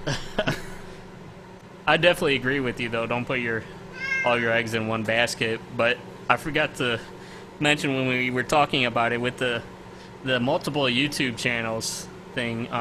David DeFranco, he used to have a lot of more channels, and then he even did a video on why it's probably a better thing to just have all your videos in one channel and just have organized playlists and stuff. Well, it depends. Like, people are more likely to follow just one than to have to sit and follow each one of your things. It can be a good thing, too, if the guy who does yourmoviesucks.org, I believe, he has his thing where he releases video reviews, but then he also has a Let's Play channel where he plays video games, and then he has a music channel where he plays his music. And just like the Draw with the Jazza guy, he's got Jazza Studios. He also has 4 artist by artist, and then he's also got his own music channel, I believe, where he has his own songs and stuff like that. You know, he does covers and all kind. You know, it's if you've got interest, you want to have things specific. Where like, you know, the question is like, do you want to just have a big pool? Like, here's my YouTube. Now come to it and look. You know, like if you're if you do animation and Let's Plays, well, you're gonna have different playlists for that. Yeah. But maybe people that come to your site, they're like, man, I'm only interested in seeing your videos for this. Why don't you know? It can't hurt to publish on multiples, you know, as long as you remember to, you know, publish to your main as well as. I mean, that's why my site, I consider it a hub, you know, my NoRights Productions blog, because it's the main site where every time I launch something or post an update to something, you'll find out about it there, you know. Because I need people to have a central thing to come to, because if I'm working on a project and then it finishes or something happens and I can't work on it anymore, it's like I don't want people to go to a site that hasn't been updated. Yeah. So. Yeah, you see some of those people are just dead. They have like a blog post where it said like, "Oh yeah, happy 4th of July," and that was like 5 years ago.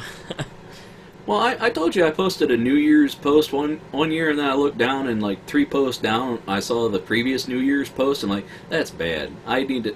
That's why I'm posting the podcast every week, but I really need to start blogging more regularly. I need to start blogging on Tumblr, because there is actually a community on there. Like, there's people that I follow that I actually, you know, just like Twitter, I started following a lot more people and replying to them when I see something and go, that looks a lot like this, or, you know, this reminds me of that, and people start, you know, you actually have to get in on the conversation. I think the thing about social media and getting big on, you know, stuff like that on the web is that guys, like, you know, especially artists like you and me, like, it's like a hassle, and we kind of don't want to get involved, and it's like, I'm kind of in the party, I'm kind of just doing my own thing over here, and I'm like, that's nice, but I'm going to die, and nobody's going to see what I did. So, right. I kind of want some of this to... You want to leave your mark in the world, right? It's not a matter of leaving a mark, it's like, while I'm alive, I want people to know I'm here. It's like, I mean, eventually, yeah, it's like, I'd like to make money off of what I do, and I'd like to be involved in the discussion. Oh, you're not one of those people that are already trying to look how you could save on a plot or something at a cemetery? Well, I mean, there was that one, there's some singer, I can't remember who, but she was quoted in an interview saying that her favorite artists were Kurt Cobain and, like Janis Joplin or somebody. They're like, oh, they both died young. Isn't that kind of on? Amy Winehouse and Kurt Cobain. They both died young, and she's like, yeah, I wish I was dead. And then Frances Bean Cobain, Kurt Cobain's daughter, was like, yeah, dying young is not cool. I'm never gonna know my dad because he had some issues. So it's not a thing to romanticize and want. It's not. Definitely. So. Yeah. Kurt Cobain went insane. Oh, we're not going to have that discussion. Well, that's the saying, So, always. Yeah. Anyway. Well, is there anything else that you want to wrap up before we get into trivia? No. So, if you wanted to jump into trivia, maybe we can finish it up before your company comes to visit. Well, I sent him a text. I haven't heard anything back from him yet. I just wanted to see if he was coming at 8:30, maybe. Give us a little bit of time. Well then, let's do some trivia with Ian. Eventually. Yep. Oh yeah. Oh yeah. That's wrong. No, that's after I win the trivia, Ian. You're getting ahead of yourself. Oh yeah.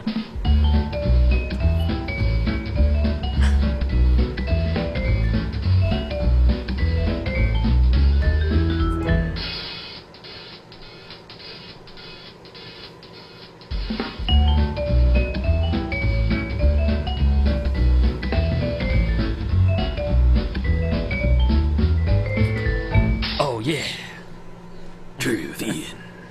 Yeah. Hey, I always hear all the time, like Howard Stern and stuff. They always have technical problems too, and they're like, he's like one of the hugest radio person, you know. Well, he's just the guy that talks. He's not the guy, plugging cables and turning switches, Yeah.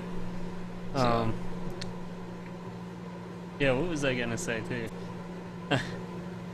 Oh yeah, it sucked too last week because I won the week before that, and I was only like 1 point behind you, and then I had to say, "Oh, I have to go. I'll just declare you the winner this time."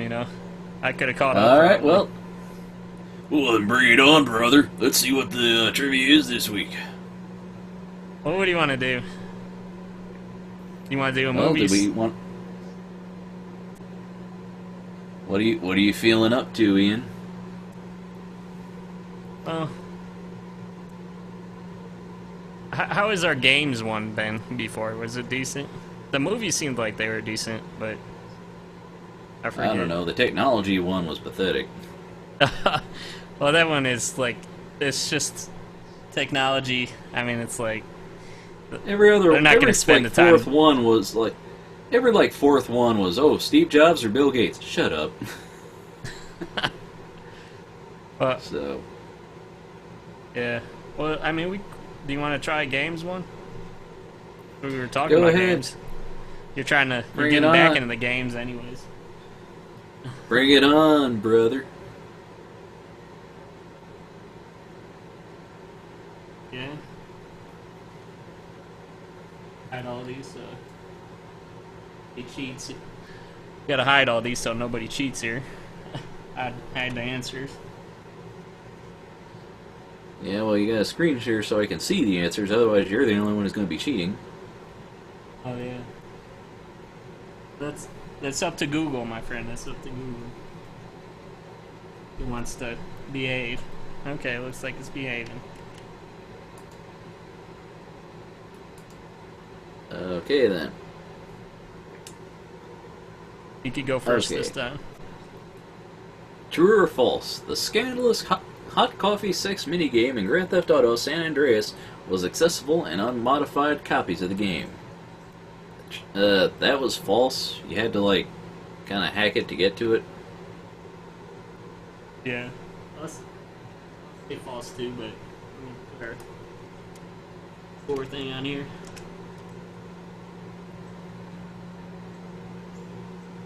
Yeah, let's see what it is. Oh yeah. It was false. It is what it is. It Yeah. is what it is. I said false, right? Hmm. Yeah. This one will I be could have mine. just Go ahead. lied through my teeth. You wouldn't have known until the next week when you watch this episode. And Final Fantasy VII, because what is that? 8? 7. Summoning. Okay. Wasn't that Oh, no, 7 that's 2 8. is 5? Yeah, That's it's what 8. I said. Thanks. That was, Ian. you said VII. Final You didn't say 3 eyes. I wasn't looking No, at it. I said VII. Oh, you did. Hey, You said hey. pretty fast. Yes, I did. As I am speedy. Okay, In okay. Final okay. Fantasy VII, summoning Minimog yields what effect? It puts all party members in aura status. It instantly ends the battle. It steals money from the enemies. It heals your party's GFs. It deals non-elemental damage to the enemy. Or, I haven't played Final Fantasy in how long? I don't know. What's your answer, Ian? This is your turn. I'm just gonna go with E. I don't know. Summoning the Minimog. I'm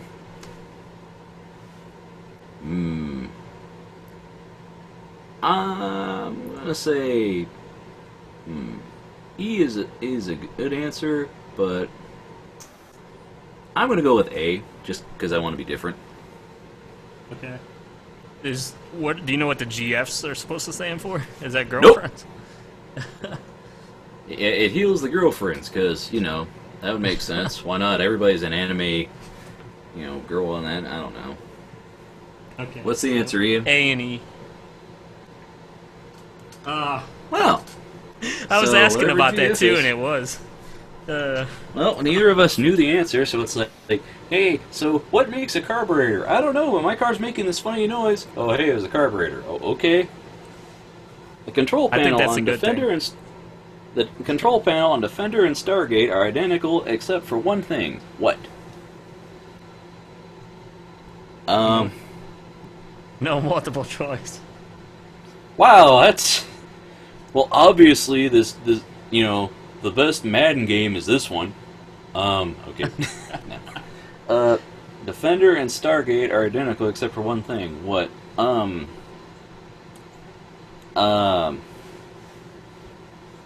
gonna say the icons. I don't know. You gonna say the icons? I'll say the what is that thing called? What was Stargate? I don't know. That was a flying thing where you're in outer space, right? I don't know. That is it. The movie and series Stargate. I don't. I'm just gonna say that. What is that thing for altitude? The altimeter or whatever? I don't know, Ian. You might as well be asking me what's my name in French. Oh wait, I know what it is. It's Benjamin. Yeah. I at least know that because I took French class. So you're saying the icons? I'll just say the I have no idea. Altimeter or whatever. It could be entirely different. I have no idea. Go ahead. What is it? Stargate has an Invisio antimatter cloaking device which makes your ship invisible and indestructible. Well, that's nice. I've never played either of those games, so I've heard Defender, and I'm aware of the Stargate, franchise. But, geez, just I mean, if you ask me, like, what kind of animal is Sonic, maybe I could have. I don't know. This popular video game magazine fooled gamers time and again with April Fool's Day jokes, eventually spawning several myths about video game secrets. GamePro, Nintendo Power, Electronic Gaming Monthly.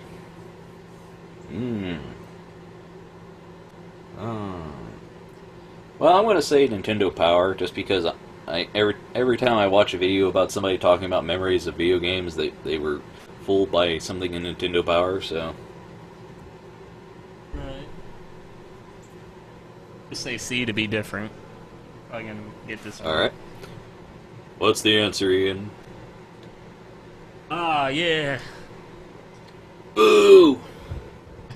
That's it, now you're going down. Okay, we gotta stop the game this week again. What? I'll just mess it. Go ahead, man. Right. This will be my turn. What first. is... Okay, what is RAM and what is ROM? Why is this in the tech question? I mean, this is a tech question. This isn't gaming related. Oh well. Go ahead, Ian. What is what? Well, RAM stands for Random Access Memory, and ROM stands for read-only memory. Okay. Yeah, so let me just put a pair of glasses on and push the bridge up a little higher on my nose. That's exactly it. So, what do you want to bet it would be like? No, it was actually the creator of the computer in the 1800s.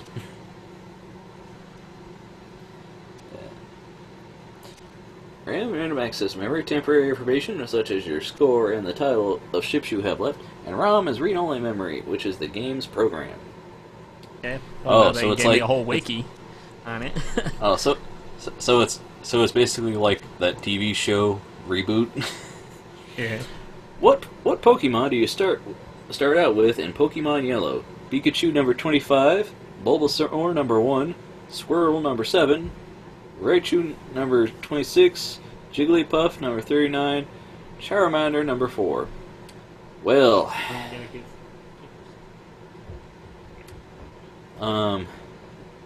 considering I know nothing about Pokemon, Oh, come I'm on, gonna just aren't go you with a A. Pokemon? And a brony? No, I was in high school when that happened, and I was it was aimed for little kids below me, so I don't know, I mean, I know people my age and older that are into it. It's just I was in the I can't get it. Plus, I'm not a big anime guy, so, like, I like cartoons. I mean, there's some good anime. This doesn't look like it was for me. So, I mean, I at least understand it, Pokemon. I mean, I don't even understand Digimon. That's like, tears down. Well, I'm gonna go with the generic answer. I'm going with Pikachu. Yeah, that's what I was gonna go with, the Pikachu, that yellow bunny thing.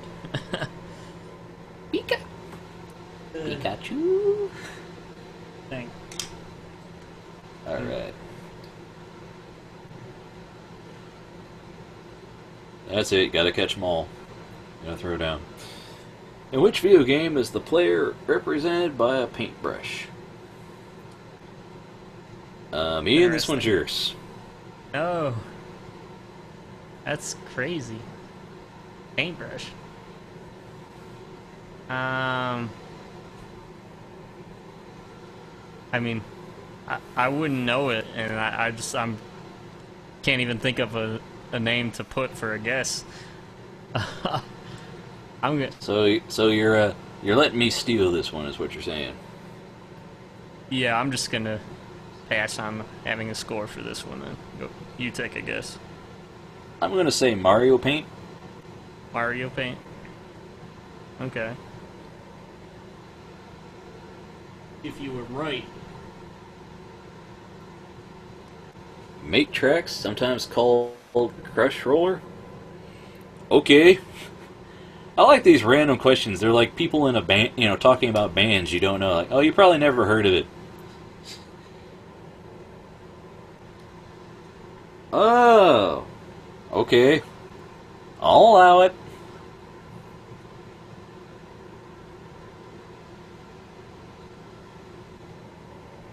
Alright. This beloved Nintendo 64 game was rumored to have a secret location accessible in its very first level. This myth was almost true. GoldenEye 007, Mario 64, The Legend of Zelda, Ocarina of Time. Okay, and this is my answer. I'm going to go with GoldenEye. I can go with Mario 64, because I thought I remembered something about there being like a hidden thing in that castle or whatever that you start off outside of in the game. I don't know. I don't know. I remember hearing stuff about hidden stuff for years in all kinds of games. I've lost track. Yeah. And the answer is what, Ian? Oh, now you're tired again. GoldenEye.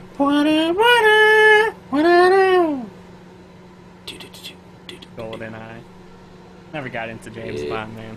I don't know why. I've watched most of them. I one time tried to sit and watch all of them. It's there's a good number that are great, and then there's a whole lot of nothing. What was that one with where he was trying to go with the voodoo stuff? Actually, I gotta take this. You entertain a little bit, okay, buddy? All right, folks. I'll just talk to you about James Bond then. Personally, I believe that there are two ends of the James Bond spectrum, because I believe that you've got your very first Bond, your Sean Connery. That's it's a very, you follow him around. He's a ladies' man. He's the very archetype of the character. And then on the other end, you've got your Pierce Brosnan, who he's very gadget-centric. And yeah, sure, he's a nice leading man, Remington Steele and all that. But it's very goofy and unrealistic. Versus Sean Connery Bond, it's all about espionage, man. It's not so much about the gadgets. It's not, you can almost believe his stuff. Now, today, you've got, Daniel Craig as Bond. I think, they're like, he's a throwback to the original. So, he's actually looks more like the original Bond was before Connery got cast in the role. In fact, Ian Fleming liked Sean Connery's Bond so much that he gave Bond a Scottish mother, I believe, is what I recall reading about it. And, Daniel Craig, I think he's a nice throwback to the original Bond. Like, he's got he's got the look of it, I think. I mean, he was Ian Fleming wasn't sure about casting Sean Connery as Bond until his wife I believe it was his wife told him, no, he's got it. He is the Bond, and he is, he and Pierce Brosnan, I think, are the two spectrums. It's like, you get realistic and not too gadgety, but it's a lot of espionage and there's a lot of sneaking around.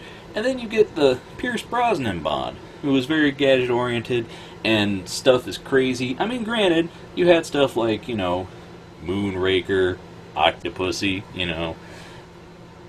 I mean, personally, middle-of-the-road stuff, Bond, you had Roger Moore playing Bond, which it's interesting that Connery just, said he didn't want to do more Bond because he felt he was getting too old for the part, even though he did the unauthorized Bond that was Never Say Never Again about an older Bond. It was supposed to be a remake of Thunderball, but, the story got changed to be about an aging Bond, like, oh, I'm an antique, am I? Well, And also, fun fact about that movie, it also had the guy who plays Mr. Bean before he had his own Johnny English movie. So, very interesting film. But, yeah, Sean Connery. He quit playing Bond, and then Roger Moore, I believe he was older than Connery was when he started. He was older than Connery was when he quit. And I really like, Roger Moore's Bond. It's just, half of them are very different from the other half. Like, the very early ones are good, and then there's a lot of, well, we're not really doing much with this story. There was also Her Majesty's Secret Service, which I thought was a good film. And, they're riding a cello down a mountain. I don't know. It's the Bond movies, they're known for a number of things. You got the title sequences with all the interesting graphics and the theme songs, For a long time, if you wanted all the Bond soundtracks, the themes, there was a lot of hassle with licensing, but I've got an album recently that collected all of them, and that was a nice collection, because the themes are great. Even if the movie is kind of so-so, the themes are very fantastic. And Bond. It's gotten better, it's gotten very well done. I think Daniel Craig is a nice throwback. It's just like with, Batman with the Christopher Nolan movies. They're getting a little bit grittier, more like, this could be realistic, but we're also going to throw a couple of things here and there. Because the Pierce Brosnan movies, they're a fun ride. I don't really know what's going on in some I've watched a lot of them. My personal favorite Bond movie, though, From Russia with Love. Sean Connery, yes, alright. But, they've got this beautiful Italian actress, who I forget the name of, but she's a talented actress, but the thing is, her voice is overdubbed, so I don't know. I think the story works, because, it's got a little bit of romance, and but he's also still like, I am Bond, I'm tough, because in some of the Bond movies, like Casino Royale, the problem was that he was going to give up being Bond after, like, his first mission, or whatever it was, or he was like, oh, we're gonna run away together, and of course she gets, just like in the one where Bond got married, and then, which I'm not going to tell you anything about that one if you haven't seen it. Because if you want to sit and have a marathon of them, the problem is trying to watch all of them in order. There are a lot of Bond movies, and there is a lot of range of how good they are. If you know the film, it's usually a good one. Unless it's known for being a thing like, was it Tomorrow Never Dies is kind of just known for the Madonna song, or I don't know. Is it Tomorrow Never Dies? It's been a long time since I've sat and tried to watch them, because those are a lot of movies. It's a franchise. It's like, anytime you try and do a marathon of shows, it's not like sprinting. It's a matter of, there's a lot to get into. I bought the Real Ghostbusters set, and, each box of those has 5 discs, and there's like 5 of those.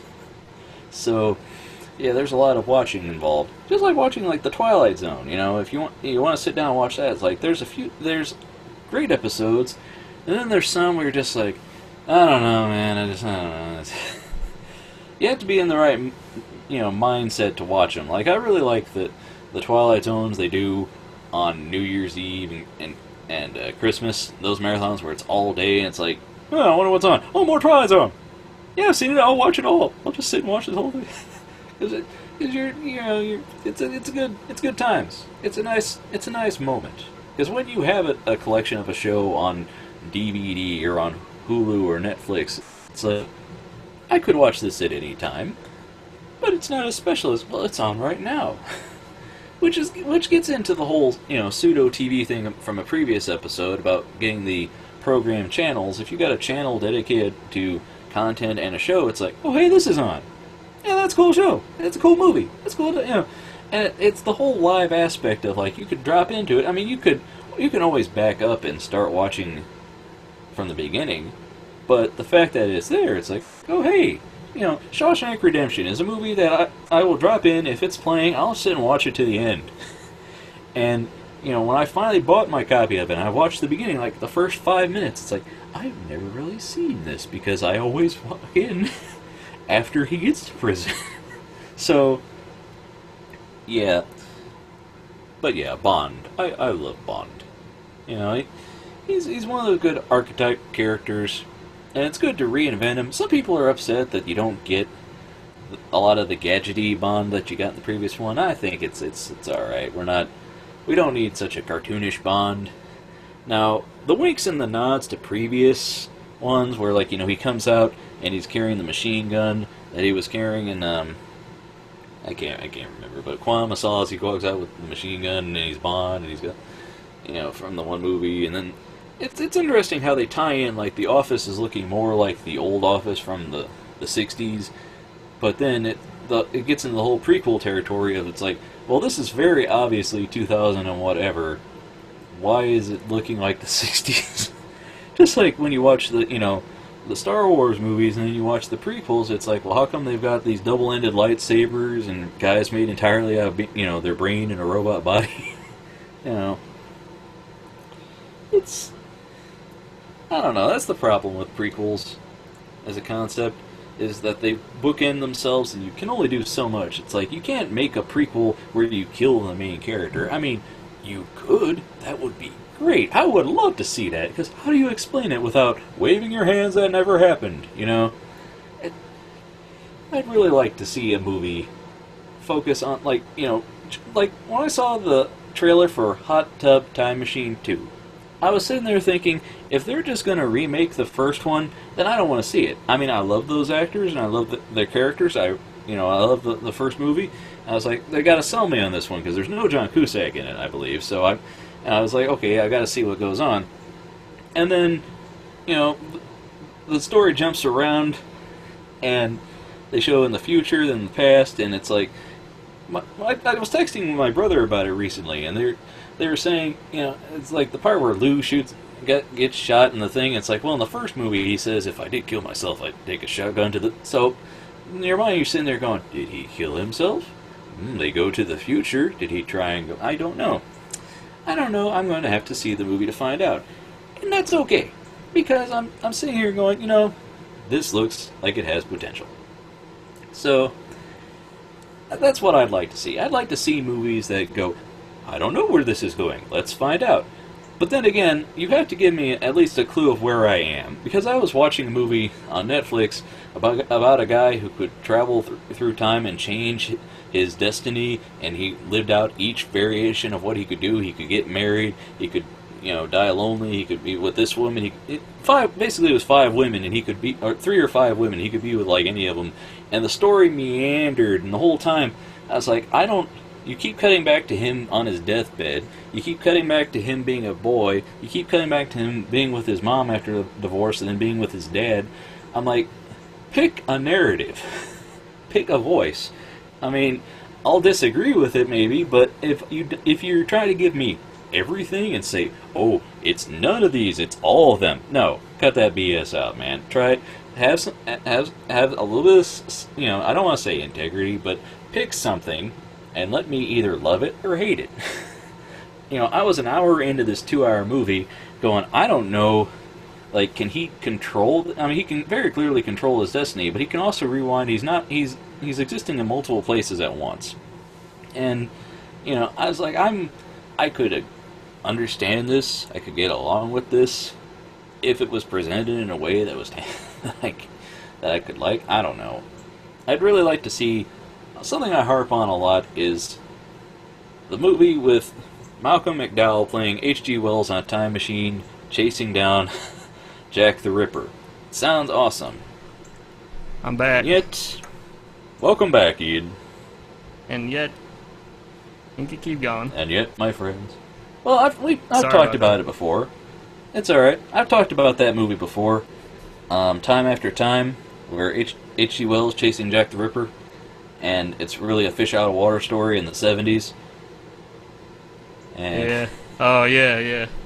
it's like, that could have been crazy, man. I mean, I can imagine somebody redoing that and it being awesome. Like, he's got to go to the future in the year 3000, then he's got to go back to the 1600s, and, it could have been great. But, I don't know, I can see remaking that. Just like I could see remaking one of my favorite, quote-unquote, bad movies. Well, it didn't do so well, but I think it's a ironic pleasure for some, and it's an interesting film. Star Crash. It's about about a woman smuggler with her telepathic sidekick, and they have a robot chasing them, and then the robot has to become their friend and help. And it's like, can you imagine a series built on this? We had a Battlestar Galactica series based on that TV show. Like, you take this goofy sci-fi concept and you make a prequel of it, and have her just being, a bounty hunter, it would have been interesting. It would have been great. I don't know. Yeah. Theories and ideas, Ian. Theories and ideas. Man, So, did you want to get back to trivia? These episodes are getting long. If we ever start making money, monetizing our podcast here, we could almost start doing commercial breaks, man. well, we could do that with anything, but problem is that monetarily, I think the longer shows probably don't do as well, because who just drops in on a 3-hour episode? That's an investment, Ian. Yeah. Alright, but back to trivia. What game was packed in with the Atari 7800? Galaga, Miss Pac-Man, Centipede, Pole Position 2, that sounds great, Zivius, Asteroids, Joust. The Atari 7800, huh? Yep. This one's yours first, I believe? Yeah, I'm going to go with Human Centipede.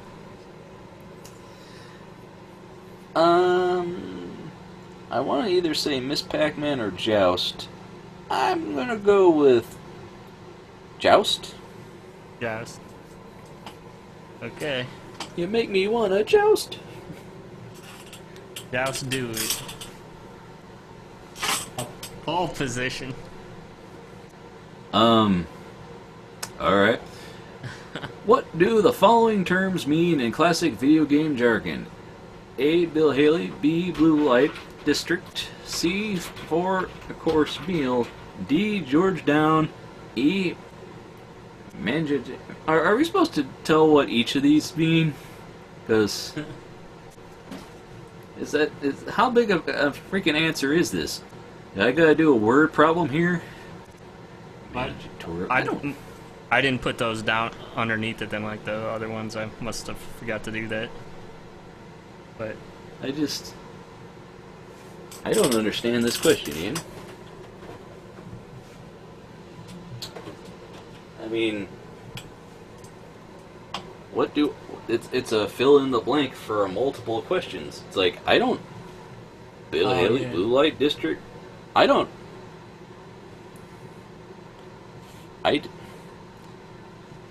know what any of that means. I don't know, I'm not... I was... Classic games, wasn't really in a cult of video games, for me to even understand that. Well, that's like asking, okay, if the pitcher says go to, throw the man out and steal first, and then do a double play, and it's like, I don't know what any of that means. Jargon is... Yeah. What do you think, Ian? I don't know. Well, let's take a look at the I'm sure, the wiki answer it's going to give us to all this. Yeah, I don't know. I mean, I know it's wrong just because it means something else, but my answer is just going to be an Easter egg or something, you know? Well, I mean, the whole, you know, this whole answer, fill in the blank, it's like, that's not trivia. This is like six questions in one. It's a test. You don't fill in the blank on a huge thing like this. Final exam. It's like that nightmare everyone has where you're taking a math test in Spanish.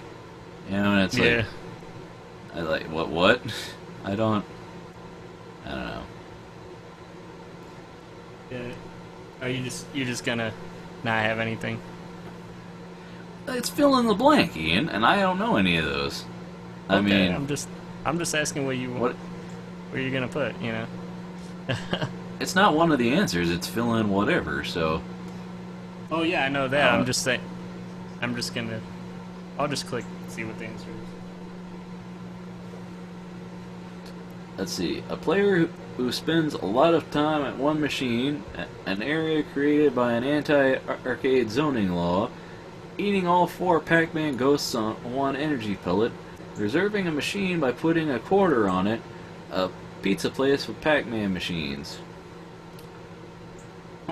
I've heard about D, but I've never heard it called that. So. Wow, you'd have to be straight up. This is all arcade stuff, and arcades were pretty much gone by the time I was being able to play video games. So. I can't remember the last arcade I played at for tokens or with tokens and. I haven't played tickets. I haven't played in an arcade. I've been in them, but I haven't played in them. Just like. Fair games. It's like, that's just gonna eat my money, so... People assume video games are mostly played by kids, but the age of the average gamer is higher than you might expect. What is it? 24, 31, 37? And this is, your answer first, or is mine? No, it's yours. I went first on the last one. I'm tempted to say 31 or 37. 37 seems a little old. I'm going to say 31. Seems like a good average. I'm going to just try to assume that a lot more adults have more of a life, so I'll just say 24. Alright. What's the answer, Ian? 37? Oh, we were both wrong. In a row? Anyway. Damn, grandpas playing games, man. What is the... Well, you got those Wii Fitness and stuff, I guess, for the old people. What is the name of the man represented in Donkey Kong? And this is yours first? Yeah. Oh, what is that?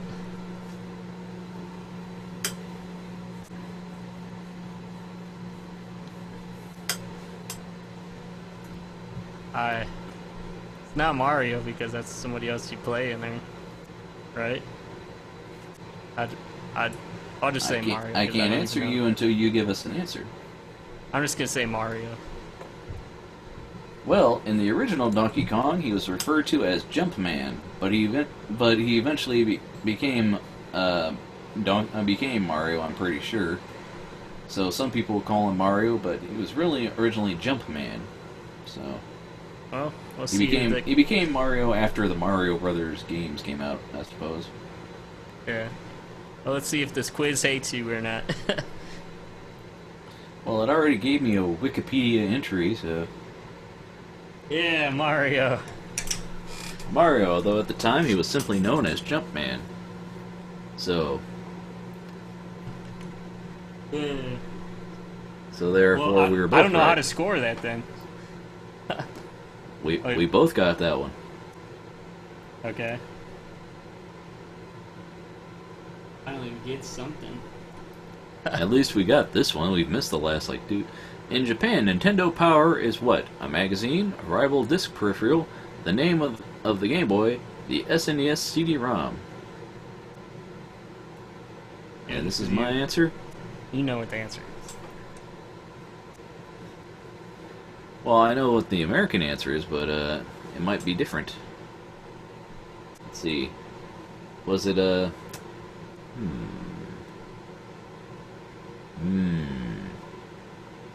Might be the Game Boy, actually. I think that's what I'm thinking. I was like, CDs are a little bit earlier. Writable discs. Well, I know that the Famicom had a disk drive.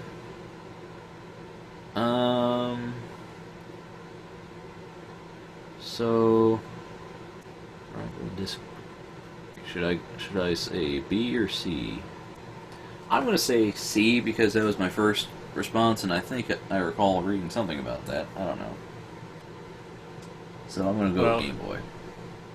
I'm probably, since I was switching my answer, I'm probably gonna get it wrong. So I'm gonna go with you too then, because that's what I was thinking too.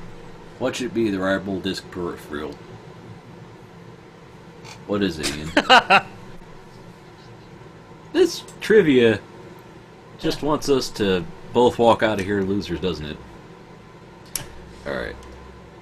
Girls don't play video games, right? Think again. Female gamers represent this much of the market. 33%, 42%, 49%.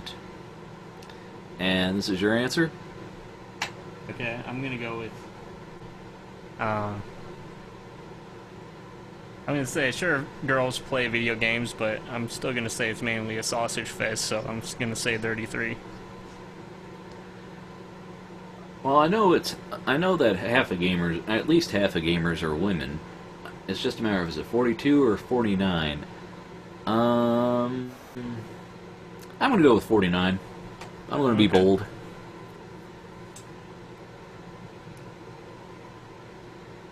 Oh, 42. We should So neither of us got that one.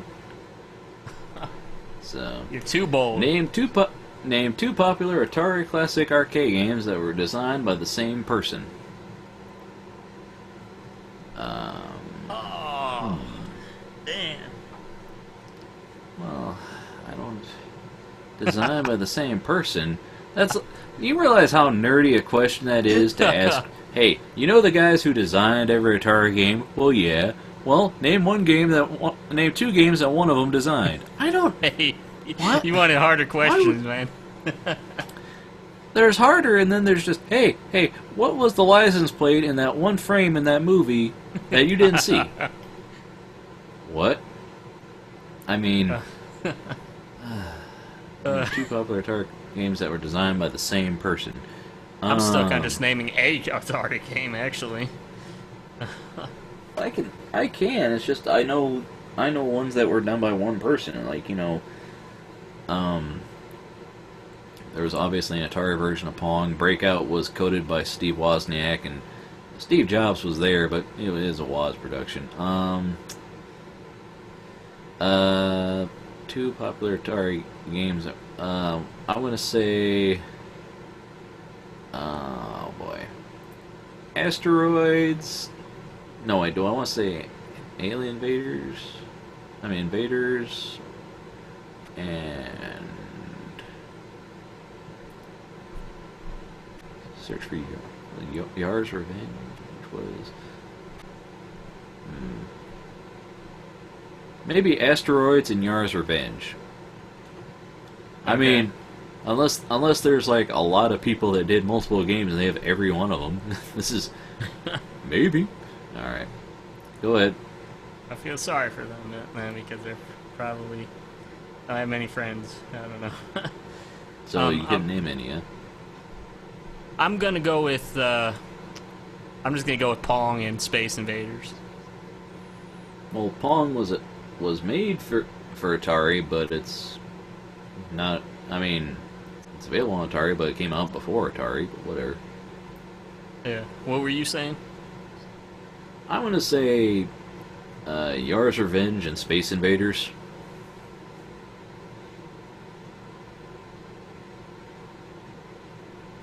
Missile Command and Tempest by Dave Thurr.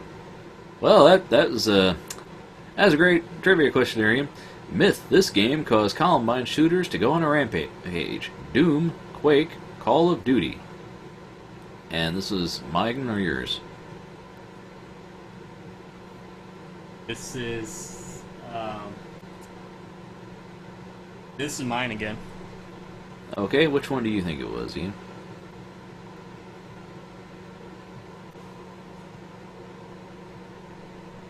Let's say Quake. I'm going to say the answer was Doom. I remember that being a thing at the time. Okay. This was long before Call of Duty. I don't remember. I know of Quake. I've never played it, so. Doom. Played a I little, meant my Doom yep. on this one. Yeah, I once found a file somebody made like a like a very small version of Doom that was like just straight black and straight white, and it was like only like a couple kilobytes big, like a binary kind of Doom. I don't know. Yeah. What is the famous item duplication cheat glitch in Final Fantasy VII? So 7. When saving, turn off mid-save, restart, and some items will be increased to 99. Use the item on Genova, Birth, Life, Death, or Synthesis. You will get it back double at the end of the battle. Equip W item materia. Select an item and a target, then select again, but cancel the target. Repeat the second selection and cancellation as desired. In the Shinra building, bang the broken vending machine about 50 minutes. It will spout out hundreds of items. Go to Fort Condor, sell all your items there. Then, during the war game, don't ever press the triangle button. After the war game, your items will all be doubled in number. This is mine. I'm gonna go with A. Okay. I'm just gonna go with C. That sounds like a generic one. Okay. Let's see what it is. Oh yeah. C. You don't even know what any of that means, Ian. You're right, I don't. It's like voting in an election. It's like, well, I'm going to elect a woman and a Mexican. Yeah. All right.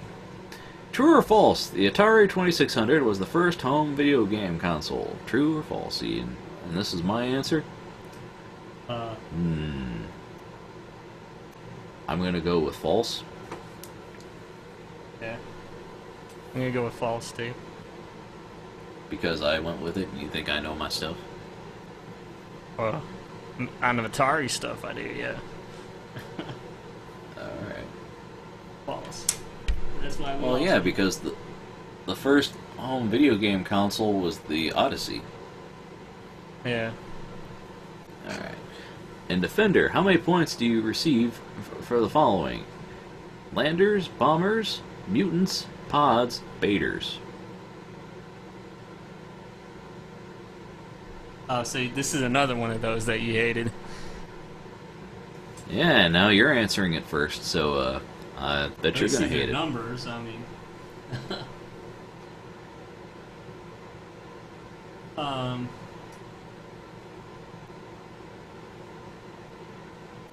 Okay. I don't know. I have no clue, so these are just be guesses.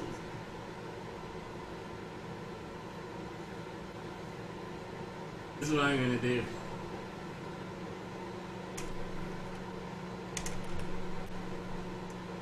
Random. Okay, so that's my answer.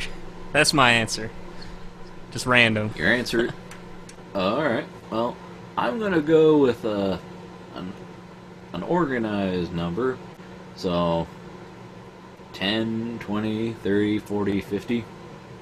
It's probably Okay. higher numbers than that, but whatever. Let's see. And the answer, Ian, what is it? Oh, it's way higher. Holy shit. That's not way higher, it's just adding a number to the left of most of them. 1,000. Or, well. Oh, well. I should have went Still, with higher numbers. that's like asking, hey, what was the phone number of your ex-girlfriend in college? That's... I don't know. What? Hey, you know what? This video that means games- we're tied. That was the end of the questions, but we're tied, so we gotta go to sudden death here. Tiebreaker. This video game sports franchise is plagued by a mythic curse. The players featured on its cover end up injured. Madden NFL, FIFA World Cup, NFL Blitz.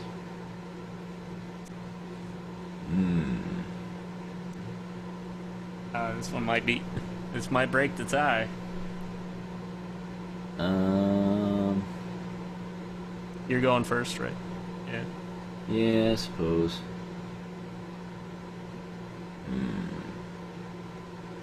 Well, I'm gonna go with NFL Blitz.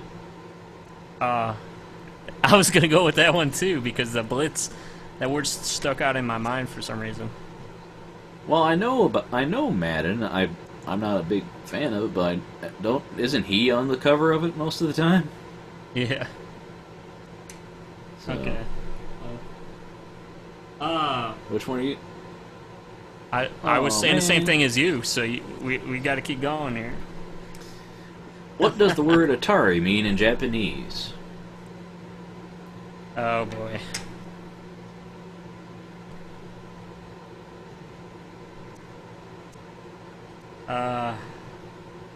This is me. I have to guess. I'm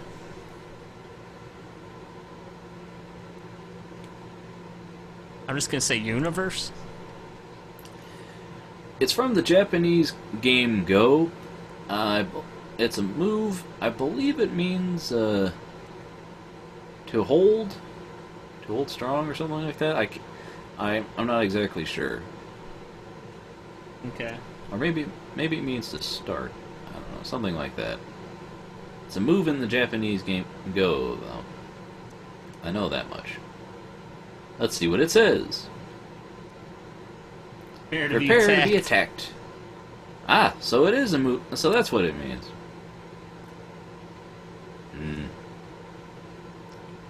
I don't know, man. Okay, you want to do one more? Yeah, we'll keep trying, I guess. Video games lead to social isolation, right? This game's more than 10 million subscribers say no. I think we're gonna be tied on this one too.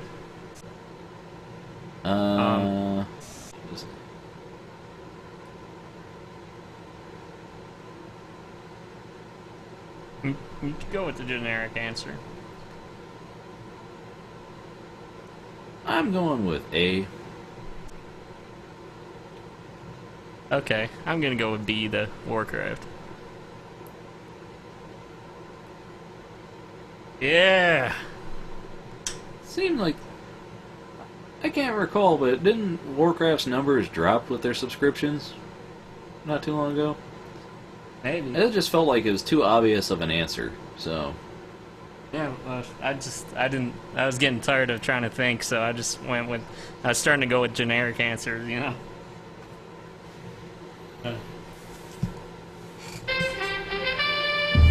I am the winner! I'll see you in the ring next week, Hulk Hogan. Yeah! And I don't have my announcer sound effect on because we were having trouble with at the start of the show, so... Today, Ian, feels like the luckiest man in the world. Yeah, man. So, the week I win, I didn't have it on. Oh, well. Yeah. Well, is there anything else that you wanted to say about the life and the meaning of life and anything else there? Well, I don't remember the lyrics to that song, if you're asking me to talk about the meaning of life. It's a really catchy anything you want to solve? Any world problem you want to solve tonight? I would, but I'm Get that out of tired the from way. trivia. You wore me out. I could have solved world hunger, Ian, but you and your questions about what's the two games by a creator. I mean, sorry, world. You're gonna have to keep going hungry. You better do some hunting or something. Oh man. But anyway, I think that about wraps this week's episode up. Wouldn't you say? I would say so. All right, folks. Well, I'd like to thank you all for tuning in, and we'll see you all on the other side. Peace.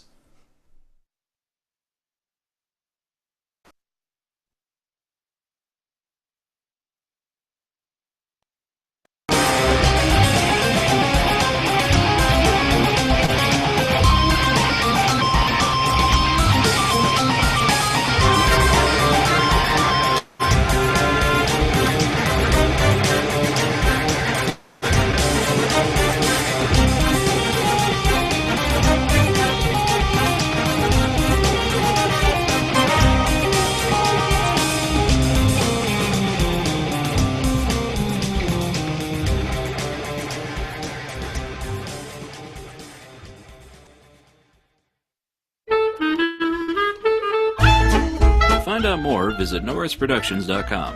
Follow me on Twitter at twitter.com/NoRights. And hey, why don't you check out my Tumblr at NoRights.tumblr.com.